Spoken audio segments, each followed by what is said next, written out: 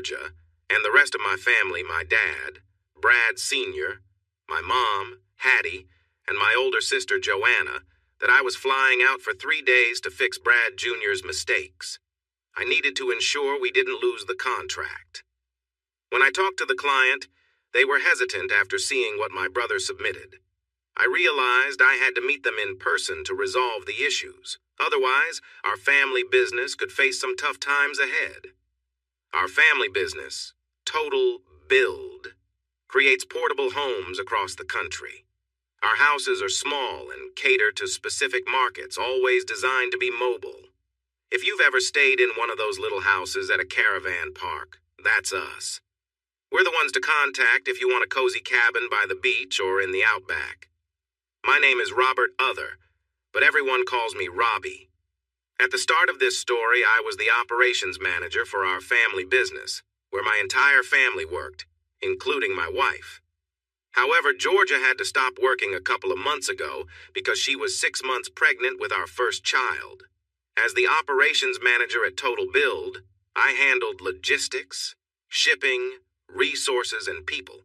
I also managed finances and sales, making sure our 30 staff members knew what to build and how.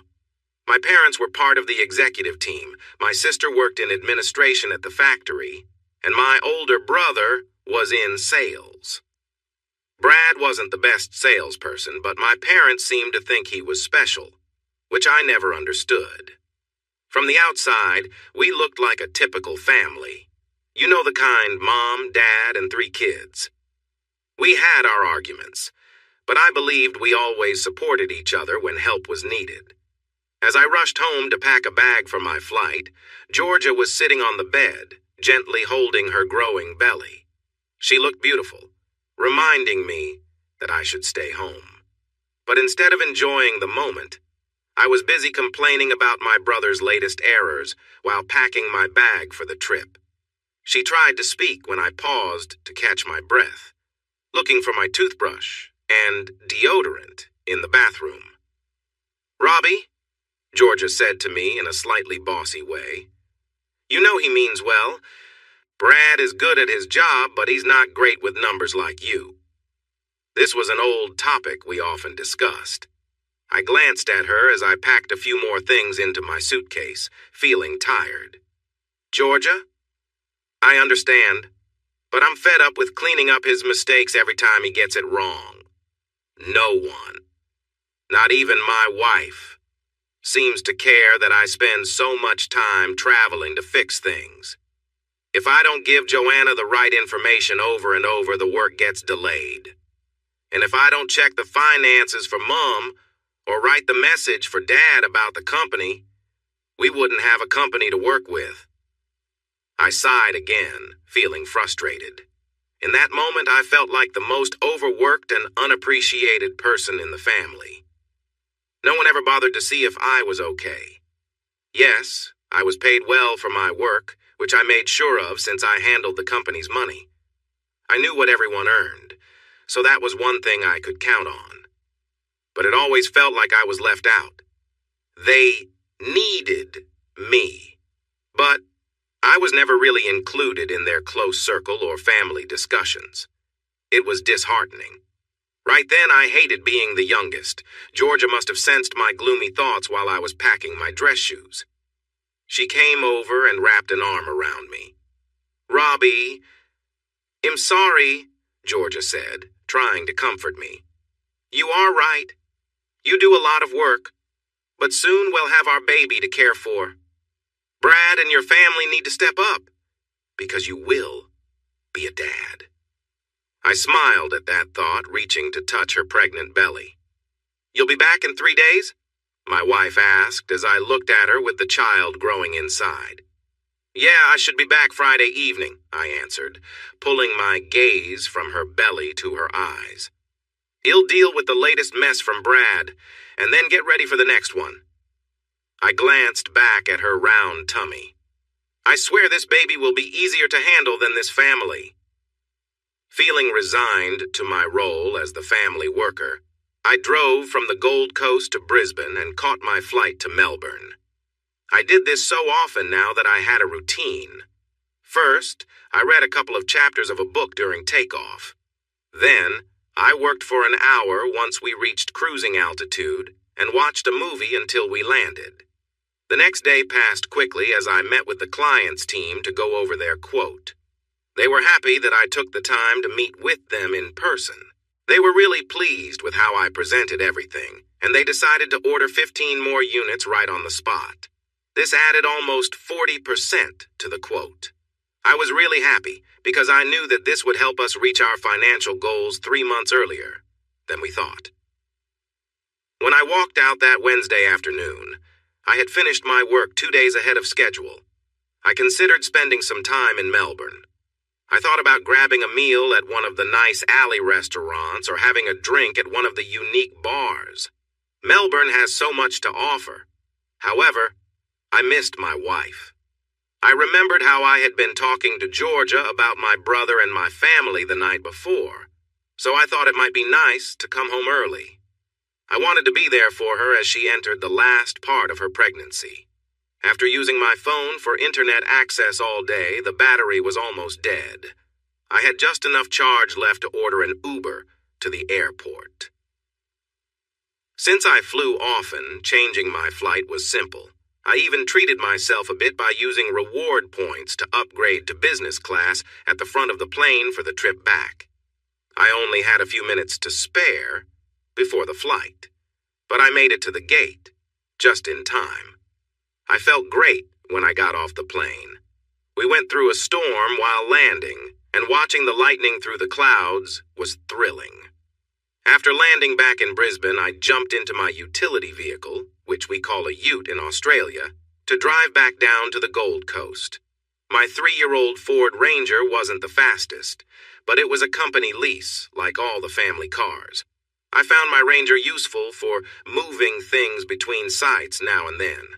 I never minded getting my hands dirty with the teams. Like the other guys in the other family, I was a big, strong guy, and I thought having my ute showed that I treated everyone equally. Once in the vehicle, I plugged in my phone for the drive home and tried to call Georgia a couple of times, leaving messages that I would be home soon since I took an early flight. But they all went to voicemail. A little over an hour later, I frowned when I couldn't pull into my driveway.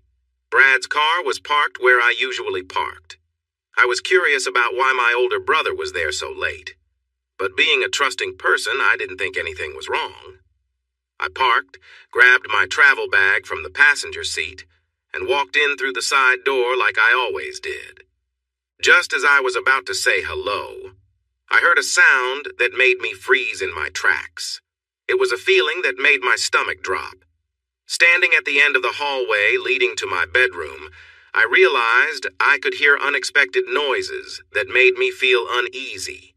I stood in the hallway, feeling a heavy weight in my chest. I didn't want to look, but something in me knew I had to face the truth, painful as it might be. If I didn't, I would always wonder, always question what was real. I needed to confront what was happening, even though it was the last thing I wanted to see. With a deep breath, I pulled out my phone, switched it to record, and crept quietly down the hallway. I felt that I needed proof, something concrete, before I could address this betrayal. So, I positioned myself outside the master bedroom, hidden in the shadows. I thought I was ready for whatever I might find, but I couldn't have been more wrong. My wife, Georgia, had always been a beautiful woman. She had deep brown hair, kind brown eyes, and a warm smile that could light up a room. She was tall and had an athletic build, always carrying herself with confidence. I'd always loved her energy, her laughter, her warmth. She was a big part of what made our home feel whole. But as I stood there, I saw her with someone else, and my heart sank. I held my phone tightly, emotions swirling inside me, anger, pain, and sadness mixed with the remnants of love and memories we had shared. Watching her with my own brother was a blow I never imagined I'd face. It hurt deeply, like a crack running through everything I'd believed was solid. My mind raced with thoughts I couldn't control. How could the two people closest to me do this? I struggled to understand, feeling as if the ground had fallen away beneath me. There were no words spoken that could make it better or undo what Eid just witnessed. The trust I had was broken, and I knew that nothing could bring things back to how they were before. For a few moments, I stood in silence, my heart heavy and my mind reeling. I knew my life had changed in that instant, and while I didn't know what would come next, I had seen enough. I stood there, feeling the weight of betrayal crush me. I thought I could face this without breaking, but I was wrong. My heart pounded, and anger bubbled up as I listened to the two people closest to me, my wife Georgia and my older brother Brad, speak words that shattered my last bit of trust. As they talked, Georgia and Brad seemed to laugh off any sense of loyalty or guilt. Brad joked about how easily he could keep secrets, even arranging situations to get me out of town so he could spend time with Georgia behind my back. The casual way they spoke hurt more than I thought possible. Georgia tried to defend me briefly, but her words faded, and soon it was clear that any respect they'd had for me was gone. I watched them, my mind spinning, as Brad spoke with no shame, sharing a truth that cut deeper than any of their laughter. His words made it clear that the child Georgia was carrying wasn't mine. He even made a twisted joke about how I'd unknowingly raise his child as my own, as he went on with his life, leaning on me to handle things he couldn't. The shock and anger I felt at that moment were unlike anything I'd ever experienced. My heart felt torn open, and it was clear there was nothing left between us. I knew then that whatever Wed had, whatever I'd believed in, was over. I took a few steps forward, finally making myself known. They turned, startled, seeing me there, but I spoke before either could try to explain. "It's over," I said, my voice steady but cold. "There will be no more lies and no more pretending. I'm done with both of you." The look of shock on their faces was almost poetic. The scramble, the sudden panic they were trying to cover up as if that would change what had happened, but nothing could undo the damage. And I had already seen enough. Brad and Georgia were no different. They scrambled to cover themselves. I stood there for a moment, realizing I was the one in the doorway talking to them. Their eyes widened in shock. Brad spoke first. "Robbie, what are you doing here? You were supposed to be in Melbourne?" He tried to sound casual, like we were at a family gathering. "I was in Melbourne," I shot back. "And I managed to fix your mess really quick. So quick, in fact, that I thought I'd come home to spend some time with my wife. But it seems I'm not needed." "Robbie, my love, it's not." Georgia began softly, then paused, realizing it wouldn't help. "What it looks like," I finished for her, frustration boiling inside me. "You'll say it was just a mistake next, right? Or maybe you'll tell me I imagined my brother was here with you." I glared at them. "Let's just say I wasn't here when my child was conceived. Both of you can deal with the consequences." I stared hard at them for a moment, clenching my fists but stopping myself. Georgia looked scared and panicked as she held the sheet around her. Brad just stared at me, a confused look on his face. "I'm leaving now," I said sharply to the two in my bed. "I'll be back in a couple of hours to get my things and move out. I suggest you both be gone by then." As I turned to go, Brad sprang up from the bed, looking disheveled. "Robbie, I know this is tough, but you can't just walk out. If you do, I'll have to stop you." He stepped toward me with a dark smile. "You might not like it, but we need to talk, and I won't back down until you do." I laughed and raised an eyebrow. "You think you can stop me? You who quit karate before getting a white belt?" I grinned. You know I have a black belt, right? Plus all that training in martial arts? You really think you can take me on? Just so you know, I said, glaring at my older brother with strong feelings of anger. I felt the anger boiling up inside me as I stood in that room, my mind racing. I took a breath, trying to hold it together, and looked at them one last time, the pain clear in my eyes. If either of you ever tries to come near me again, don't expect any mercy, I said, my voice low and filled with bitterness. Brad took a step back, and Georgia looked away, covering her face with the sheets. You both disgust me.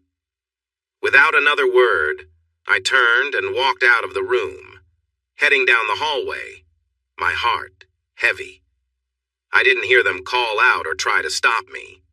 Just silence as I left the house, fury and sadness swirling inside me.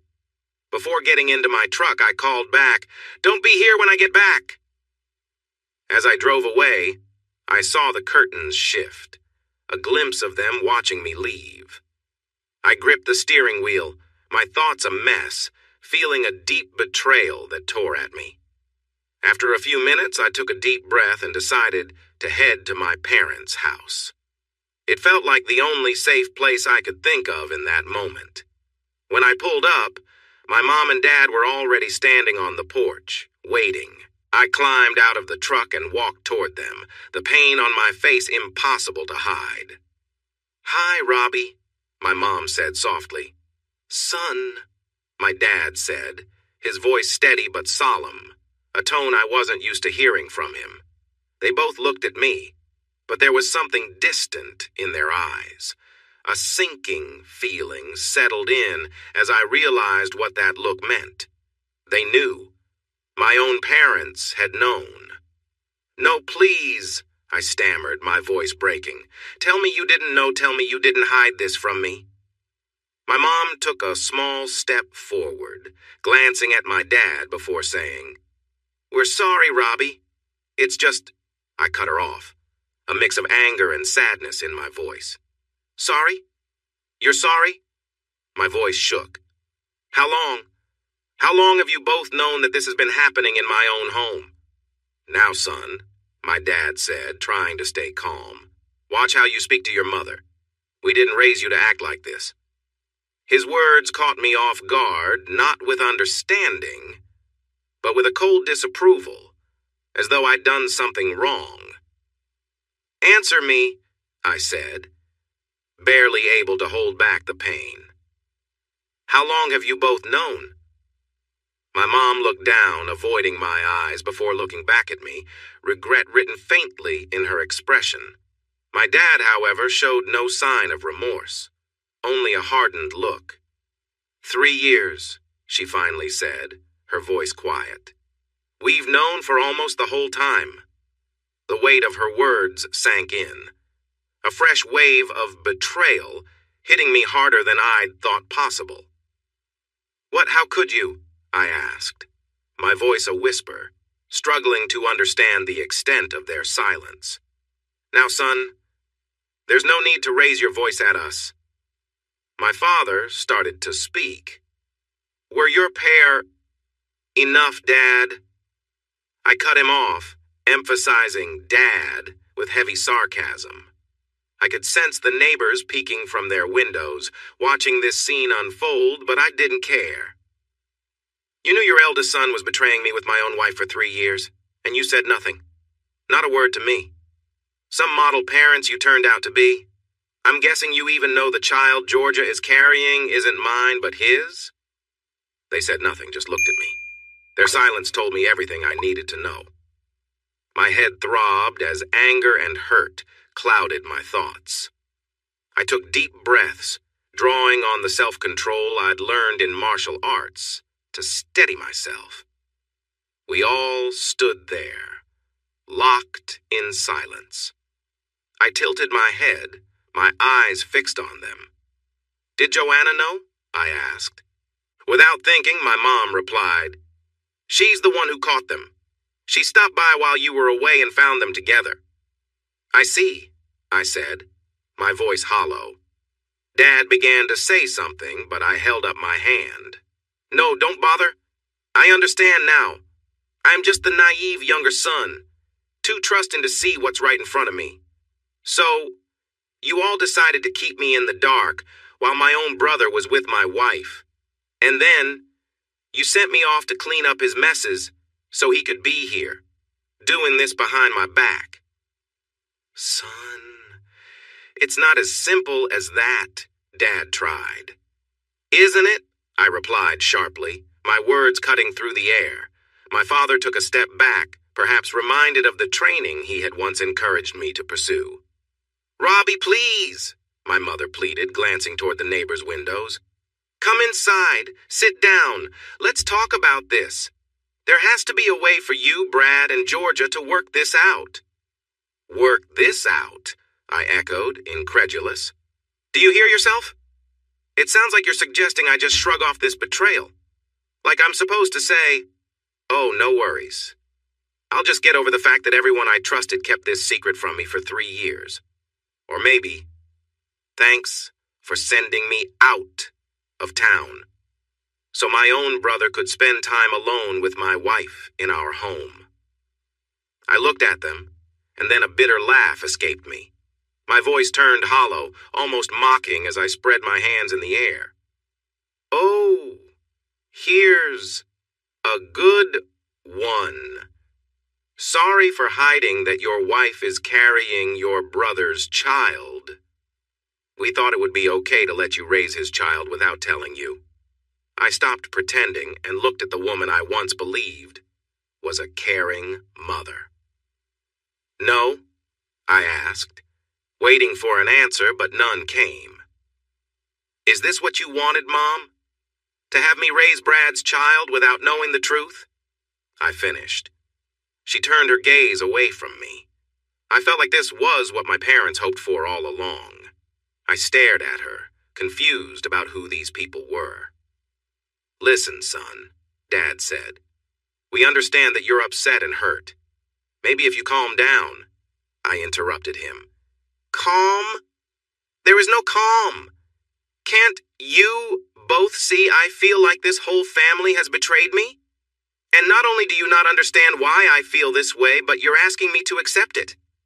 That's just wrong. Worst of all, I don't see any regret for the hurt you are causing me. They were silent again, staring at me as if they were visitors from another world trying to understand human feelings. The unspoken words could fill a library. They truly believed I should just accept the situation, even if I wasn't okay with it. For the first time since I arrived, I looked away from my parents. My shoulders felt heavy, and I sensed a glimmer of understanding from my mother. She moved toward me, and I picked up on it. My posture straightened again, and I spoke quietly but firmly. Why didn't anyone tell me? I asked, feeling the start of a plea in my voice. Dad held Mom's arm tightly, stopping her from getting closer or answering me. He looked down at me from the porch, taking a moment to think before he spoke. We've talked about it many times, Dad said, but we thought it was best for everyone if you didn't know. His tone was flat, almost like he was describing supply details, not expressing concern for his child in pain. You were happy without knowing. You were doing a great job at the company, so we didn't want to disturb that. The company? I asked, tilting my head in confusion. Yes, son, you are very important to us. We feared that if you found out, it would create chaos in the business in sales, production, delivery, and quality. Look at how upset you are now. I can see this will cause many problems, and we will lose our progress now. That's why we didn't tell you, Dad said, as if he was reading off a script. This time, Mom squeezed Dad's arm to stop him from continuing his speech about how I should just go along with everything.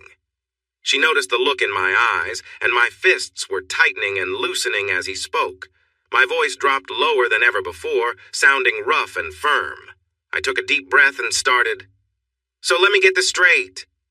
You didn't tell me about the person involved in the situation because you thought it would hurt the company. You all knew she wasn't having my baby, and you thought it was okay to let me believe otherwise. You let me raise someone else's child without saying anything just to keep things running smoothly at work. Robbie, my mom began, but my dad interrupted, holding her arm tightly. Yes, son, we thought it was for everyone's good, including yours, Dad said. Georgia told us the next one would be yours, not your brother's. At that moment, I felt a wave of anger toward my family. Instead, I took a breath. Everyone had let me down, all for the sake of keeping things on track for the company. Well, I feel really special now, I said with heavy sarcasm. I have such a caring family who kept me busy to hide the truth right in front of me. Dad didn't catch my tone, but Mom did. Robbie, she started again, but Dad interrupted her again. I'm glad you feel that way, son, Dad said, smiling as if I was starting to understand and accept everything. All of you can go away and deal with this yourselves. I'm done, I said, my expression flat. Yes, son, it's good you're seeing the situation clearly. We will sort it out. What? Dad said, finally processing my words. I said I'm done right now. I resign, and you can take your work plans and deal with them without me. I turned and walked toward the vehicle. Robbie, Mom tried to speak again. I turned back, giving them a sharp look. You both knew this whole time. Not only did you not say anything, but you didn't even try to stop it. You let it happen and treated me poorly without me ever knowing. You both should support me in tough times. Instead, it seems like you're just trying to fix things now. I realize that you are just as responsible as they are. But you know what? I paused, looking at their surprised faces. If everyone in this family thinks it's okay to treat me like this for the last 3 years just for the company, then you're right. Dad, you taught me better than this, and I will not accept it. So, I'm also leaving this family. I am no longer your son. I turned away and headed for my car, nearly slamming the door as I grabbed my bag from the back seat. I shut it hard and threw the keys to the company vehicle at their feet. They just stood there, watching. Take the vehicle. Don't call me, don't text me, don't reach out to me. Don't try to contact me at all. Make sure you tell the rest of the family the same thing. Don't expect me to be there for birthdays, Easter, or Christmas. And let your favorite son know that if he ever sees me walking toward him on the street, he should turn and walk the other way. My parents looked shocked. Get my severance pay ready, I said firmly. Make sure my bonus reflects all the extra work I've done, especially after fixing Brad's mistake while dealing with him. If it's not right, you will regret messing with me. I took my laptop out of my bag and set it down in front of them. Here's my work laptop. If it's damaged, take it out of my severance. I don't care if it still works. My parents stood there without saying anything as I pulled out my phone. Luckily, it was personal and not a work phone. I turned it on and ignored George's messages and missed calls. I ordered a ride. My mother finally found the courage to speak. Her voice was soft but sounded weak to me. I could see her nails digging into my dad's arm. His expression showed how upset he was about my laptop. Robbie, my mother said, I know this shouldn't have happened, but things will work out. We all love you. I grabbed my luggage and turned to walk away. I glanced back one last time at my mother. No, it won't be okay, Hattie, I said, using her name. None of you know what love really is. I loved and trusted my wife and family. Now I see I was naive to think my family would always support me. But you've shown me tonight that love and trust don't mean anything. You say you love me, but try saying that to the next person and see if they believe it after they talk to me.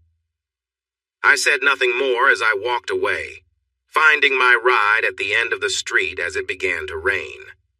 As I got into the car and looked out the window, I realized my parents didn't even try to follow me. Even after all the years I helped hold their business together, I felt like a big disappointment to them. I had the driver take me to what used to be my home. At least Brad and Georgia were gone. I started packing, throwing clothes and personal items into boxes. I loaded them into an old Toyota Camry I had bought for Georgia a few years back. We had planned to make some changes in a few months after the baby arrived, but I decided to keep the car. I had paid for it, and since Georgia wasn't having my baby, it felt right to keep it. Georgia could have Brad's baby, and I thought I was getting the better end of things. I had a few items left that wouldn't fit in the car, but I had everything I needed for the next few weeks. Before I left the house for good, I took down the large wedding portrait hanging in my old living room. It was a significant print that Georgia's parents had given us on our first anniversary. The photo from our wedding day showed Georgia and me at the center. To my left were my parents and my siblings, while to her right were Georgia's mother, stepfather, and her two sisters. We all looked so happy that day, bright smiles on our faces. I grabbed some pens from the kitchen and spent about 15 minutes marking up the portrait. I drew silly things like horns and mustaches on our faces.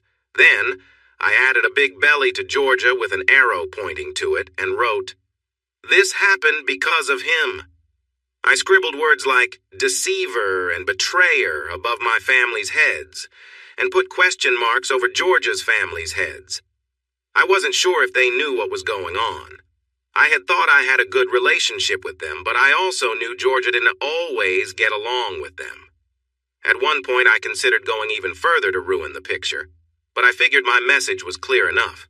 So, I hung the portrait back on the wall. I then sat at the kitchen table and wrote a note to Georgia. Georgia, by the time you read this letter, it will be clear that I have left the house. I have a lot of emotions right now, and I will try to keep my words respectful. This letter expresses some of the pain and sadness I feel.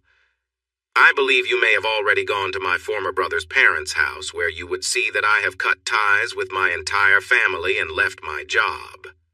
I want nothing to do with any of you from now on. I came home tonight to surprise you and spend time together. I even called you while driving home, but you didn't notice because you were busy with my former brother. Seeing what happened between you both really hurt me deeply in a way I don't know if I can recover from. What hurt the most is that the baby you are carrying isn't mine. It's his. You all planned to pass it off as my child. Georgia, I gave you everything, and this is how you repay me. It's clear that a divorce is the only way forward for us. I can never forget, and I can't forgive, what you and my old family did to me. I've taken most of my things from the house, and will find a time to get the rest soon. The rental agreement lasts for 6 more months, and my family's company pays for it so you can use it. I won't be here anymore. I understand that the divorce splits our money and belongings, which feels unfair to me since I was hurt the most. But I will accept it if it means you're out of my life. I've asked my old parents not to contact me, and I'll ask the same of you. Right now, I feel more anger towards you than I ever felt love. But think of it this way. You can now be open about being with Brad Jr. and raising your child without me finding out. If I keep writing, this will turn into an angry speech, so let me just say this. I wish you all the worst, Georgia. Have a life full of regret. Your soon-to-be ex-husband, Robert Other. I know I said I would try not to use bad words, but I wrote it by hand, so I feel like I did okay until the end. I folded the letter and placed my wedding ring on top of it before leaving the house. Georgia would return the next day. I heard that loud cries could be heard from 2 houses away, so much so that the police were called. When they saw my artwork, it was clear what had happened. They left without taking any action, but I'm sure there was some talk at the station. I called my Muay Thai trainer, Darren Bray. He had become a friend over the years, and he and his girlfriend, Tony, had joined Georgia and me at several barbecues. Right then, he was the only one I could think of who wouldn't spill to my family. Darren was happy to let me stay in their spare room for a while. Once they sat me down on their couch and explained why, Darren and Tony treated me like a long-lost puppy coming home. Over the next few weeks, I started to manage some of my feelings. First, I found a lawyer for my divorce. Then, I showed my lawyer the video I had taken, and his eyes went wide as he watched it. I told him I wanted to end things with Georgia as quickly as possible, and he agreed. Lastly, I found a human resources specialist to ensure I got all my pay from Total Build. Since Darren was my martial arts trainer, we trained together often. He helped me channel my anger in the ring. However, he had to stop me a few times when my anger got too strong during fights, and my opponents didn't realize they were in for a tough match. Though he was almost 5 years older than me, Darren became my best friend during that time. He listened to me without judgment and took me out several times. We had fun at bars along the beautiful Gold Coast beaches, and he even hugged me when I needed support. Tony took care of me like a caring mother. She made me big, home-cooked meals, always asked about my day, and looked after me while I dealt with my sadness. A few weeks after a tough meeting, Darren and Tony helped me use their truck to pick up the rest of my things from my old place. My lawyer set up a time when no one would be there. I got a couple of chairs, my desk, and my training gear. When we arrived, not much had changed in the house, but I noticed that a wedding picture was missing. I found it in the spare bedroom wardrobe. There was a letter on the table with Georgia's handwriting, but I threw it away without reading it, so she would see it gone when she returned. After about 6 weeks, I received my payment from Total Build, including my last paycheck and bonus. Together with my half of the savings, it was a good amount. My family tried to stop me from getting the money, saying that I had quit my job and was trying to get extra.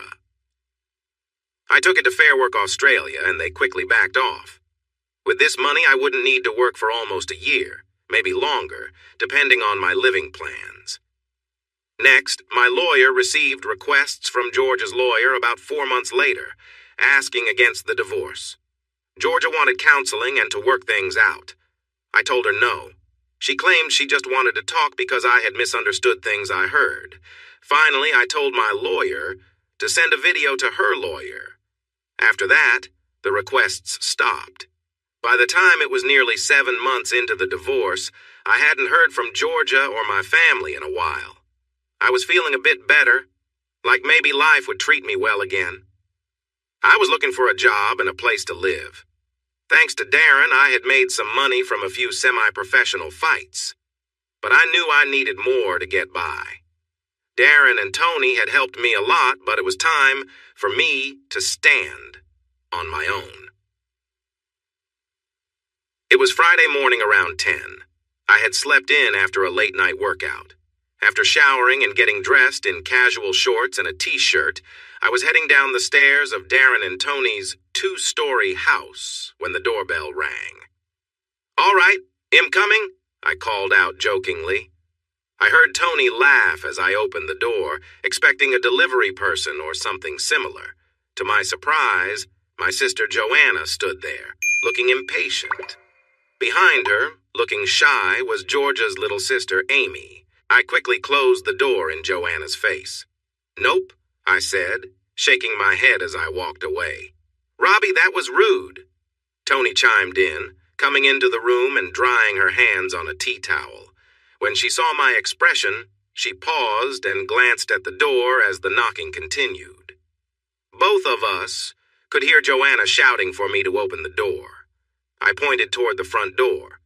"It's my sister and Georgia's." Tony's expression changed, then she looked a bit upset. She understood how I felt about my family. "Do you want me to send them away?" I nodded. Would you? I really don't want to talk to them, especially Joanna. Tony walked over and opened the door, but before she could say anything, Joanna rushed in, pushing Tony aside, and started shouting at me. You are a terrible brother, Robbie. Do you know that? What makes you think your life is so important that you can just leave everyone behind? Her eyes were filled with anger, as if she had been holding it in for a long time, but the anger seemed misplaced. I looked back at my sister with a serious expression. This woman had discovered that her older brother had been upset by my wife's actions for a long time. But she was not angry about that. She was upset because I wasn't making things easy for her anymore. I took a deep breath to stay calm and not say what I really wanted to say. Joanna, I said quietly but firmly, I am going to ask you nicely. Please leave. She scoffed at me, mistaking my calmness for weakness. She had always tried to push me around when we were kids, thinking she could get her way by being loud. Do you even know how your leaving has hurt Georgia? She was so upset that she almost lost the baby, and where were you? Hiding here, Joanna shouted, pointing to the house. You know she had to have the baby, your baby, all alone, Joanna said, looking for a reaction. I stayed silent, so she continued. I think she wanted to lash out so much that she missed how I felt when she mentioned the baby. Amy stood outside, watching quietly. Tony leaned against the door frame, but Joanna just wanted to let it all out at me. You, she poked my chest with her finger, left us all to deal with everything. Mom and Dad are angry and losing business because of you. We're all picking up the pieces. She pretended to speak in a silly voice, making air quotes. All because your feelings got hurt. Then she balled her fists and acted like she was crying like a child. Oh, Robbie, grow up and stop feeling sorry for yourself. You have a child to care for and a business to help bring back to life. For the first time, I felt a strong urge to react, but I didn't. The anger that had been building since she walked in was clear, because Joanna suddenly stepped back, looking unsure. Like with Mom and Dad, my voice was quiet, but there was an edge to it. You really think I have time for someone who betrays me? My own brother and her in my home laughing at me? Or how about when I walked in and heard them say that the child they claim I should care for isn't mine, but his? I heard a gasp and turned to see Amy standing outside the door, hands covering her face, tears streaming down her cheeks. Robbie, I'm so sorry. I didn't know, Amy said, sinking to her knees and looking at me. I glared at my older sister and pointed at Amy, realizing not everyone understood the situation. And look at you. You couldn't just come here and leave my life alone. Now, you're dragging more innocent people into your lies. I gestured to Amy, who was sobbing in the doorway. I bet you told her I had a fight with her sister. My divorce was baseless, so you both had to come over and try to set me straight, did you? For a moment, Joanna was silent. Then she looked at Tony, who was watching everything from the doorway. Finally, Joanna took a breath and spoke up. So what if I did? You think it took you long to find someone else to be with? My sister shot back, mirroring my anger. Joanna, I warned her, I'm giving you a chance. Do not disrespect people in this house who you don't understand. So what? Your wife was with your older brother for 3 years. You're upset about it now. Just get over it. You don't have to find someone else and run away from your problems. I realized Joanna was just as confused as the rest of my family. I glanced at Tony, who was surprisingly smiling, arms crossed over her chest. First of all, Tony said, as she walked toward Amy, who had slumped by the front door, Robbie and I are not involved like that. Then, while Joanna and I watched, Tony gently helped Amy to her feet and spoke softly to her, ignoring Joanna. Come on. Let's get you inside where you can sit down. Tony helped Amy onto the couch. Second, she said, turning back to Joanna. My boyfriend Darren is your brother's mentor. Both Darren and I have been helping Robbie after everything you all did to him. She paused, but Joanna didn't seem to take it in while she helped Amy settle in. Tony faced Joanna again. And lastly, I've heard everything your family and his ex-wife put Robbie through. I think stepping away from you all is one of the more peaceful choices he could make. I think your time here is over. There's the door. Don't let it hit you on your way out. Joanna looked at me, her jaw clenched. Robbie, please come back, she said, her voice almost pleading as she ignored Tony's comment. The production is struggling. Sales are dropping. The team isn't working well. We really need you. Well, that's too bad, Joe, I replied. You can't stroll in here acting like this is all my fault and then try to make me feel guilty. That's not happening. Did anyone take action about Brad and Georgia when they should have? Tell me, does he still work there? Or did Dad tell him to calm down? Because I would just forgive everyone and return. Joanna looked down at her shoes. Dad gave both of them a talking to. Brad has to run his sales through Dad now. He won't get any bonuses for the rest of the year. Please, Robbie, she said, her tone shifting from pleading to desperate. You need to come back. We are in a tough spot without you. No, Joanna, I said firmly. There are plenty of reasons why I won't, but two stand out. She looked at me, waiting. First, I said, raising a finger, my former brother is still there. After everything that happened, you would think you all would let him go if you wanted any chance to make things right with me or save the business. I'm sure that Total Build would fail if he stays. But Robbie, Joanna said, Brad is going to lead the company one day as the oldest. Mom and Dad can't just get rid of him. I laughed. That's the worst excuse I've ever heard for keeping someone around, especially promoting someone who isn't capable. I can't understand that way of thinking, I replied. While they're struggling without me, making him in charge would ruin the company in no time. Saying he can't go because he's the oldest is simply not true. And you all should see that. Joanna couldn't argue with that, but she shrugged her shoulders like she didn't care. What's the second reason? She asked, almost hesitantly. Simple, I said, raising a second finger. Not once in this situation has anyone shown any regret. She gulped, and I continued. From the moment I walked into the house after returning from Melbourne and saw how everyone was acting, everyone expected me to just accept things. People made excuses and tried to justify their actions, telling me to get over it. But no one bothered to ask how I felt or even said they were sorry. That's not right, Robbie. Both Georgia and Mom told me they apologized. Again, with the excuses. My wife said sorry just to divert my attention. She's sorry she got caught, not for what she did. Mom said it without any feeling, then practically told me to get over it. I'm sorry, Joanna. Saying sorry is more than just the words. It's about the actions and feelings behind them. You're upset because I'm not taking care of things for everyone at Total Build, not because you feel bad about Brad and Georgia having a child together in my bed. Joanna's anger rose again. You know what, Robbie? You're right. I don't care about your hurt feelings. Should Brad and Georgia have done what they did? No. Should we have kept you in the dark? Absolutely. Then she changed her tone, saying, You were happy before all this, but you messed everything up by coming home early. Okay, let me think, I said, pretending to ponder something important.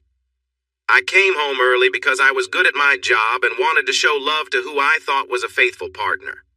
So I'm the bad guy? I asked, feeling both angry and confused. Yes! Joanna shouted, throwing her hands up. If you had just stuck to your plans, this wouldn't be a mess. Right. So I should just have been oblivious raising another man's child with a wife who doesn't care about me except for what I can provide? I replied. It seemed like Joanna couldn't see how I was the one being wronged. I sighed and raised my hand to stop her response. Look, Joanna, this isn't going to work. None of you feel regret. You're all still blaming me even though you're the ones who messed up. I waited, then said, I've asked you to leave. Tony has asked you to go. Should we call the police to help you leave?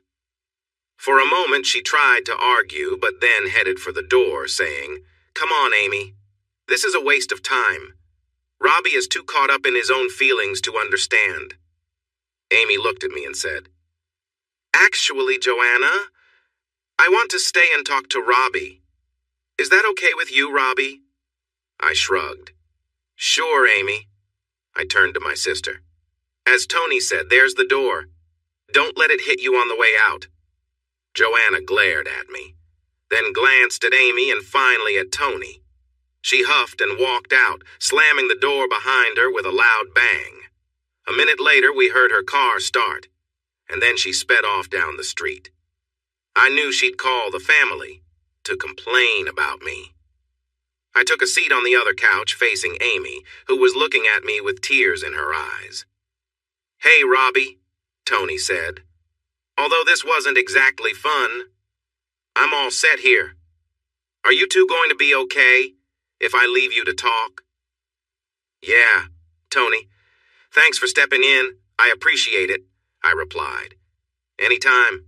Darren should be back around 7 tonight. Thai food sounds good, right? I chuckled. No problem. See you both tonight. Tony grabbed her bag and walked out the front door, closing it softly, unlike the first person. I turned to Amy and she looked back at me. So, an ambush, huh? I said in a lighter tone to Georgia's little sister. Amy blushed. Sorry, Robbie. I was in the States when all this happened. When I came back last month, it was to both families in chaos. What did they tell you? I asked softly. Amy paused to think. They mostly said that you and Georgia had a big fight that brought your parents into it. They said you were being difficult and needed to be talked to understand and come home. I snorted. But Robbie, Amy said, worry in her eyes. I had no idea that Georgia had been with your brother for so long. I found out that night after 3 years, I replied. Amy nodded sadly, now understanding why I had walked away from everyone. And is it true that it's not your baby? She asked with curiosity and concern. I'm almost sure. I overheard them talking when I came back early from a trip. I found them in my bed. And it was shocking, I said, remembering the painful moment. I sighed again, recalling the terrible scene. I think we will need a paternity test. That's tricky since he is my brother. I looked at Amy. Are you okay with me talking like this? Amy nodded. It's all right, Robbie. I understand. Coming home to your wife with another man must be so hard. And to find out it was your brother for all that time, you're handling this better than I would have lost it. We sat in silence for a moment. And what about Joanna, your parents? Amy asked. You mentioned arguing that they knew something about all this. Sorry, I was confused when that lady helped me to the couch.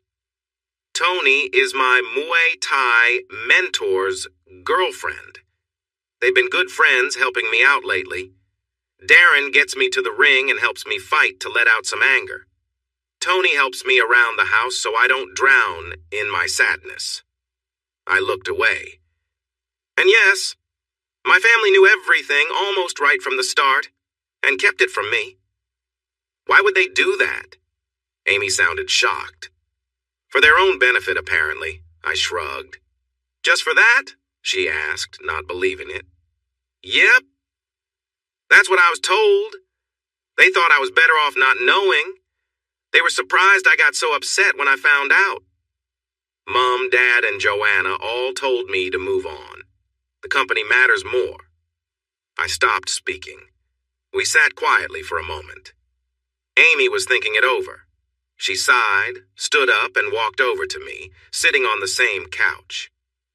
"I'm sorry, Robbie," she said, placing her hand on my arm in a comforting way. "Amy, what are you sorry for?" I replied. "You didn't do anything wrong, and it seems like they tried to confuse you as well, so you don't need to feel bad. I'm sorry for what you're dealing with. It's not your fault." She paused. "I'm also sorry I'm related to someone who has hurt one of the best people I know." She turned red, and I chuckled a bit at her comment. "Thanks, Amy. It helps to know someone understands." "So what are you up to today?" Amy asked, changing the subject and sounding more cheerful. "Not much. I've mostly just been training and relaxing." "Why do you ask?" She smiled. "How would you feel if I took you out for lunch to help you feel better?" She put her hand on my arm gently. It didn't seem intentional, but it felt nice. "Sure.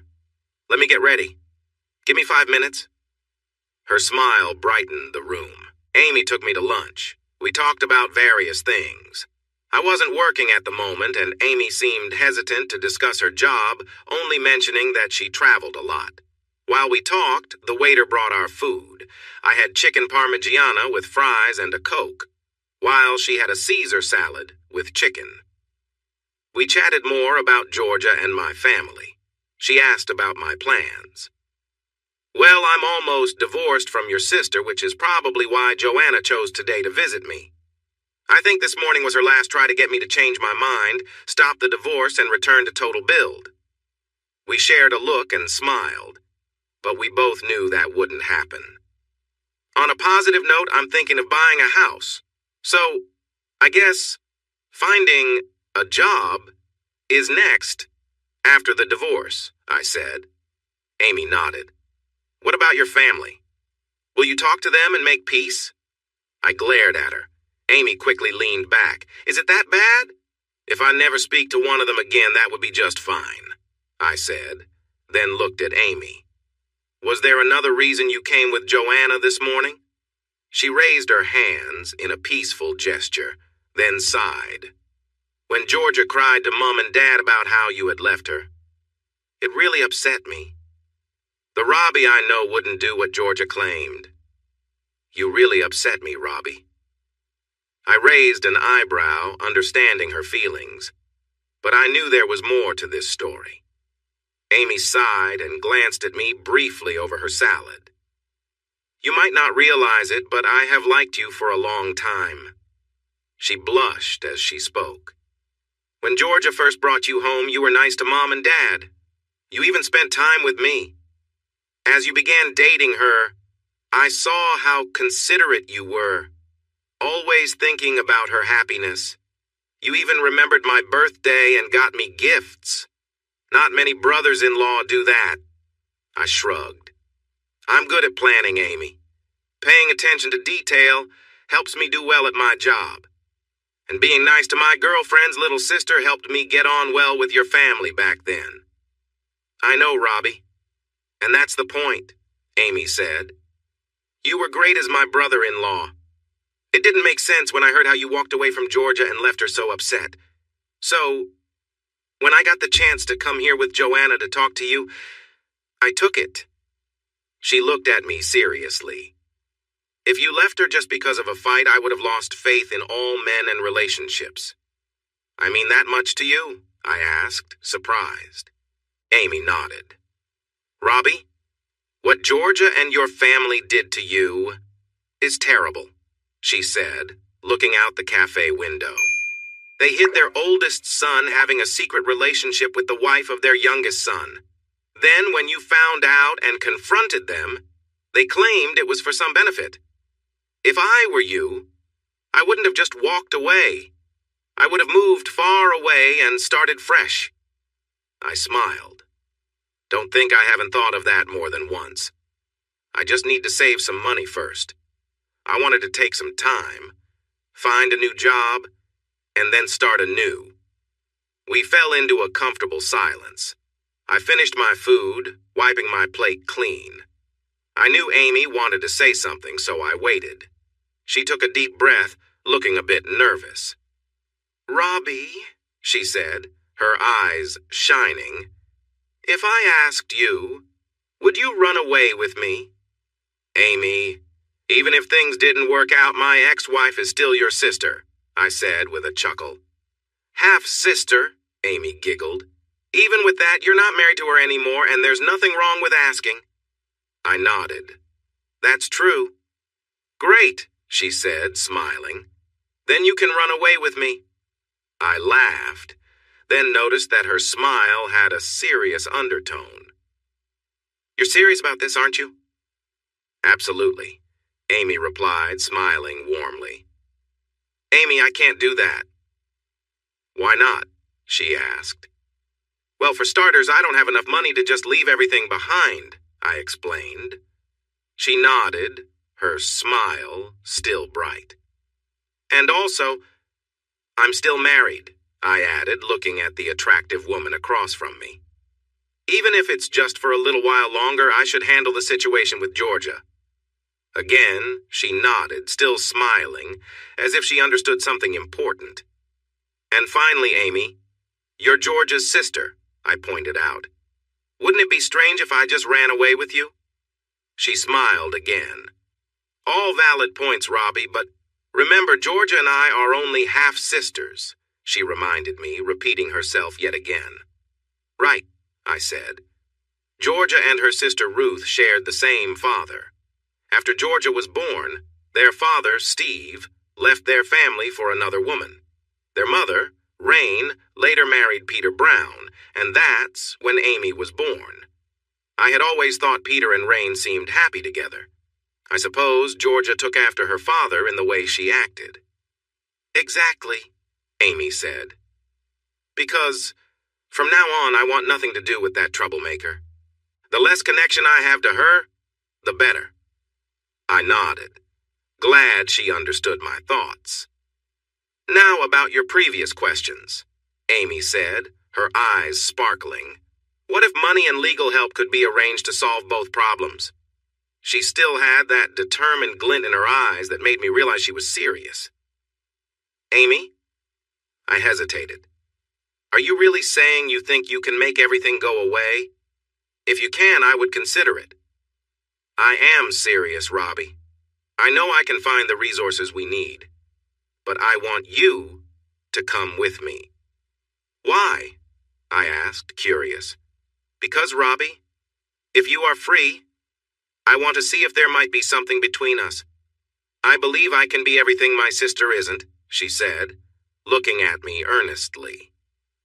"And if it doesn't work out, at least I'll know I helped someone I care about escape a tough situation." "Can I think about it?" I asked. She laughed lightly. "Of course. The offer stands whenever you want. Just call me. But I'm only visiting my parents for another week before I head back home and then go overseas. I would love for you to join me," she said, raising her eyebrows with hope. The rest of lunch passed quickly. I could tell Amy felt she had surprised me by the way I kept glancing at her, but she kept the conversation light and casual. We took a ride back to Darren and Tony's place, and before she left to see her parents, she gave me a warm hug. I could sense she wanted more, but wasn't pushing it. In that hug, while she felt a bit like Georgia, there was a warmth that felt different. It felt like her energy was trying to connect with mine instead of just taking from it, which was how I often felt when Georgia and I hugged. That evening, I had dinner with Darren and Tony. We started by sharing the story about Joanna's visit, and then I talked about my lunch with Amy and her unusual offer. "Do you think she really means it? Could she actually do that?" Darren asked after I explained what Amy had said. "I'm not sure," I replied.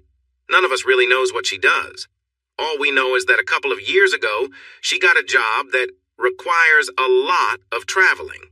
She lives a few hours away on the Sunshine Coast and visits family every few months. If she can manage that, then I think she might help me move at least. I'm not certain about the legal stuff, but she says she wants a chance with me since I'm not getting back together with Georgia. Tony laughed softly. That girl really likes you. Darren and I looked at her. How do you know? Darren asked Tony. Because when this handsome guy here, Tony said, gesturing towards me, told her why he left, she didn't cry about her sister. She dropped to the floor, holding her heart, with her eyes on Robbie the whole time. She shrugged. She's had feelings for you for a while. I nodded. She hinted at it during lunch. I always thought she was cute, but I was married to her sister. But if her offer is serious, I still have to think about the fact that she is Georgia's sister. I'm not sure I'm ready for a new relationship right now. I wouldn't want her to be a rebound. Tony laughed again. Robbie, how long have we known each other? Maybe about 9 years, I replied. Long enough, Tony said. So, Mr. Smart Guy, let me tell you, she isn't just a rebound. Sure, you're hurting, but something tells me you care about her. She won't let you go easily. While I would hate to see you leave us here, I think you should take the chance. We turned to Darren for his opinion. He took a sip of his beer, glanced at the leftover food, and looked back at me. I think I've met her a couple of times. She's shorter than Georgia, has really dark hair, and looks different from her sister. I laughed, and Tony playfully nudged him. I kind of agree with Tony. She really likes you. Honestly, though, even if it doesn't work out, you've got nothing holding you here, no job or family. You might not get an opportunity like this again. In with Tony, go for it with Amy. We talked for a few more hours. I still hadn't made up my mind, but I was leaning toward yes. The turning point came 2 days later when I was walking through the Gold Coast Mall to update my driver's license and passed by a cafe. My whole family in Georgia were sitting together with a small stroller next to her and a tiny baby in her arms. My parents were cooing over the baby. Joanna had a big smile, and Brad Jr. was holding my soon-to-be ex-wife's hand, acting silly. None of them seemed bothered about how they had treated me. I watched them for about 2 minutes until my mother noticed me. When I saw her looking, I snapped out of my daze and started walking away quickly. I had almost gone 2 blocks when she caught up with me. "Robbie!" I heard my mother shout. "Robbie, wait, please! Sweetie, stop!" she said as she hurried after me. I thought about walking faster or going into a store to escape her, but I knew that would just make her chase me longer. So, I paused, took out my phone, and called Amy. Amy answered right away as I turned to face my mother, phone pressed to my ear. "All right, gorgeous," I said. "Let's go for it." Amy chuckled at my tone. "Sure thing, handsome. But I sense there's someone around who shouldn't know it's me, right?" "Yeah," I replied. She laughed again. "Okay.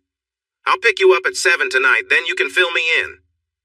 I smiled slightly while looking at my mother, but she knew the smile wasn't meant for her. "See you then." I hung up. I dropped my smile and looked straight at my mother. "What do you want, Hattie?" I said flatly, using her name. "Robbie, please," she said softly.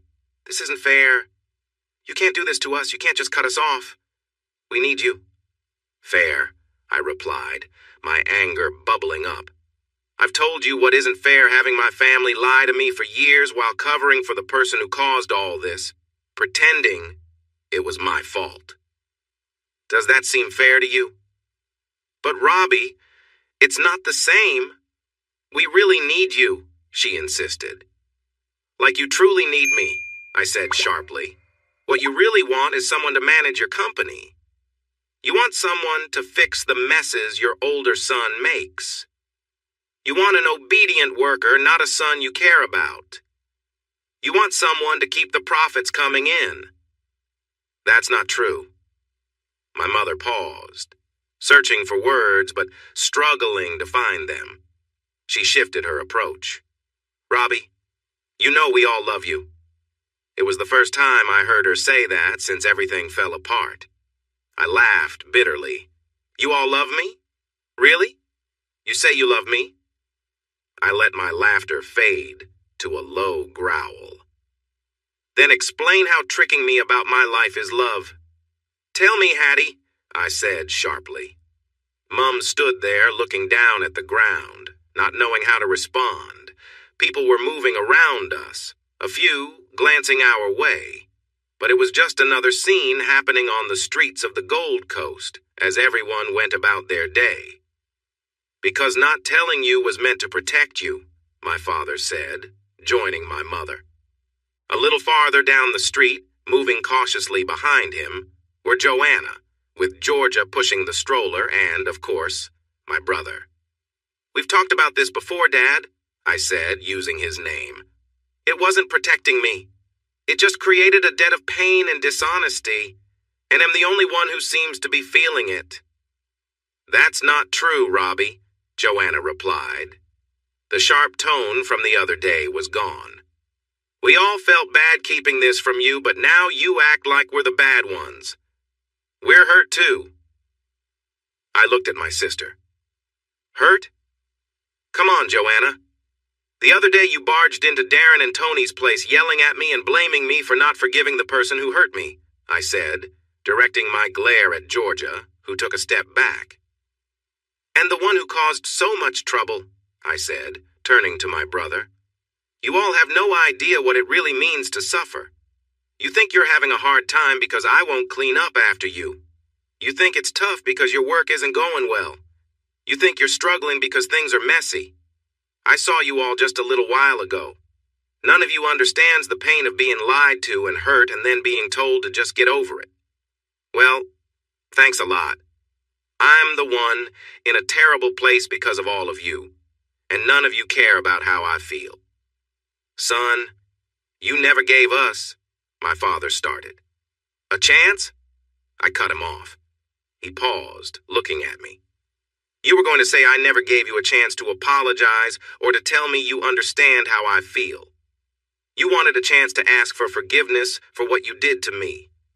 Is that what you meant, Dad? He gave me a hard look.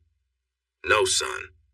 I was going to say, you never gave us a chance to explain, my father said.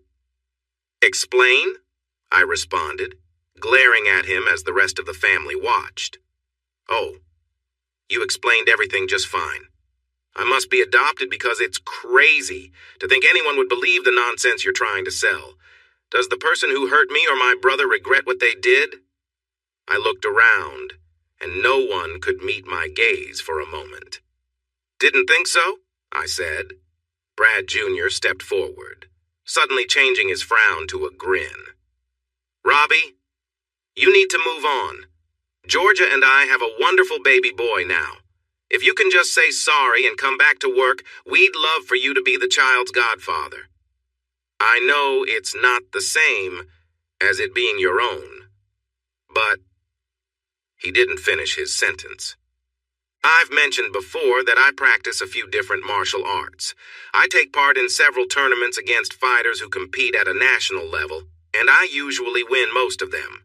However, we don't have the same financial backing for professionals in Australia as they do in the US, so I only make a little pocket money from my fights. Some of these fighters are really good, and I can hold my own against them. So my brother never really had a chance against me.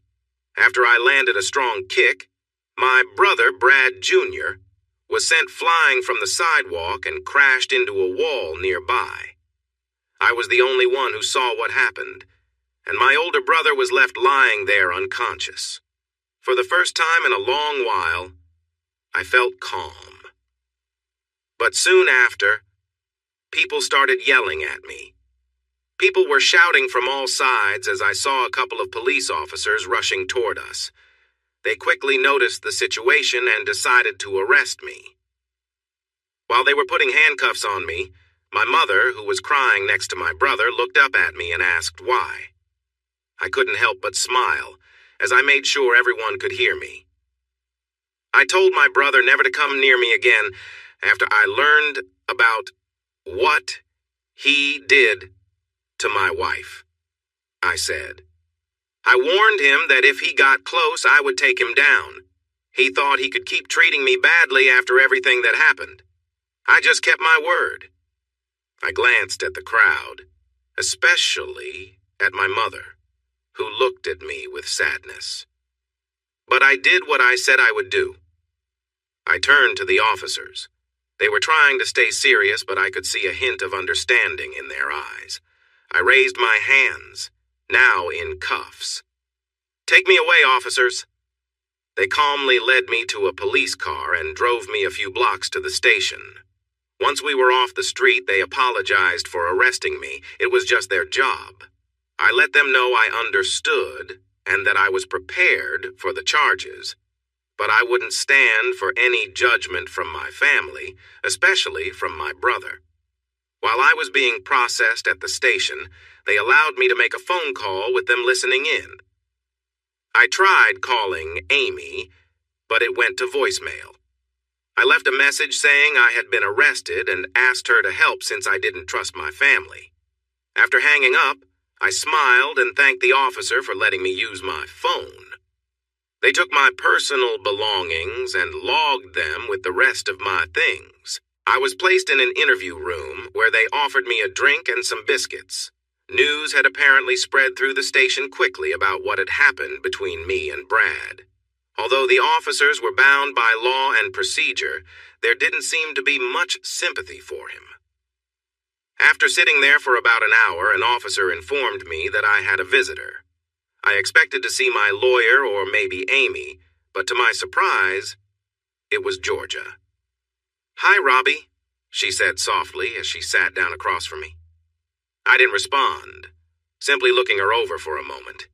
She still carried some weight from the pregnancy, and I could see traces of the person I had once loved.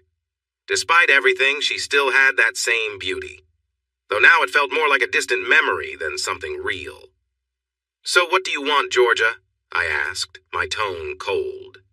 "Haven't you done enough already?" "Robbie," she began, then hesitated, looking down at the table, her shoulders drooping. "I'm sorry. I'm truly sorry for everything we put you through. You didn't deserve any of it." She paused, glancing up at me with a mix of sadness and regret. "I never should have—" She trailed off. Then her expression changed to one of frustration. "But that doesn't excuse what you did to Brad today," she said, her voice tense. We stared at each other for a moment before I let out a bitter laugh. "You almost gave me an apology there, Georgia, but then you turned it around. Let's look at it from my side for a moment. Do you have any idea how angry and hurt I've felt these past few months? The betrayal I felt not just from you, but from everyone around me?" She nodded slightly, unsure of what to say. "Georgia, I'm not sure you really understand," I continued. "This afternoon, when I saw you all sitting there together at the cafe, laughing and acting like everything was fine, I didn't feel any love or loyalty from anyone. Not a single person even seemed to care about what I was going through." "That's not true," she replied, her voice softer. "We were all heartbroken when you walked away. We understand that you're hurt and angry, but they're still your family, Robbie, and I still love you." "Really?" I asked, unable to hide my disbelief. "In your mind, you still believe that, don't you?" She nodded again, and I sighed, feeling the weight of it all. "Well, let me give you a glimpse of what that love looked like from my side. The night I caught you both in our home, realizing the truth about the child you led me to believe was mine, it shattered everything. And hearing your words, the things you both said about me, broke whatever was left of my trust." Silence filled the room as the weight of our shared pain settled over us. I drove around for a while, trying to find comfort in a place I thought would be safe. I expected others to feel as hurt and upset as I was about the betrayal by you and Brad. But when I got there, I found my parents knew about my older brother being with you behind my back. They even knew that the child wasn't mine. They had the nerve to say they didn't tell me because it might hurt their business and that I was better off not knowing. So, where is the love in all that? I asked. I could imagine that if the police were watching, they would be taking notes. She tried to respond several times but couldn't find the words.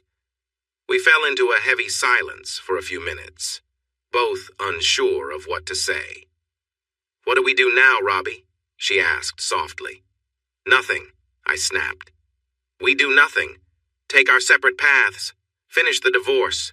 Maybe someday I'll find someone who values me enough to be faithful."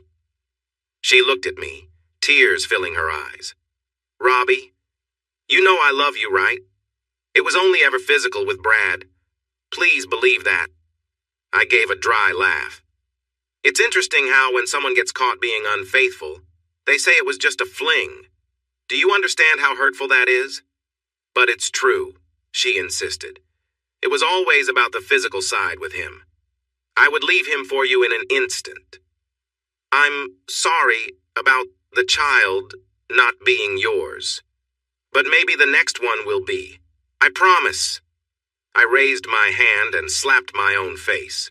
Georgia looked at me like I had lost my mind. "Sorry," I said, forcing a grin. "I just needed to check if I was dreaming after hearing that.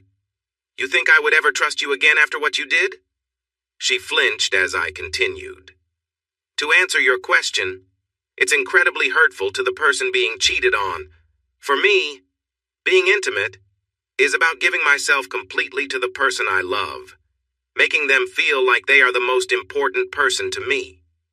There's no way I could be with someone else.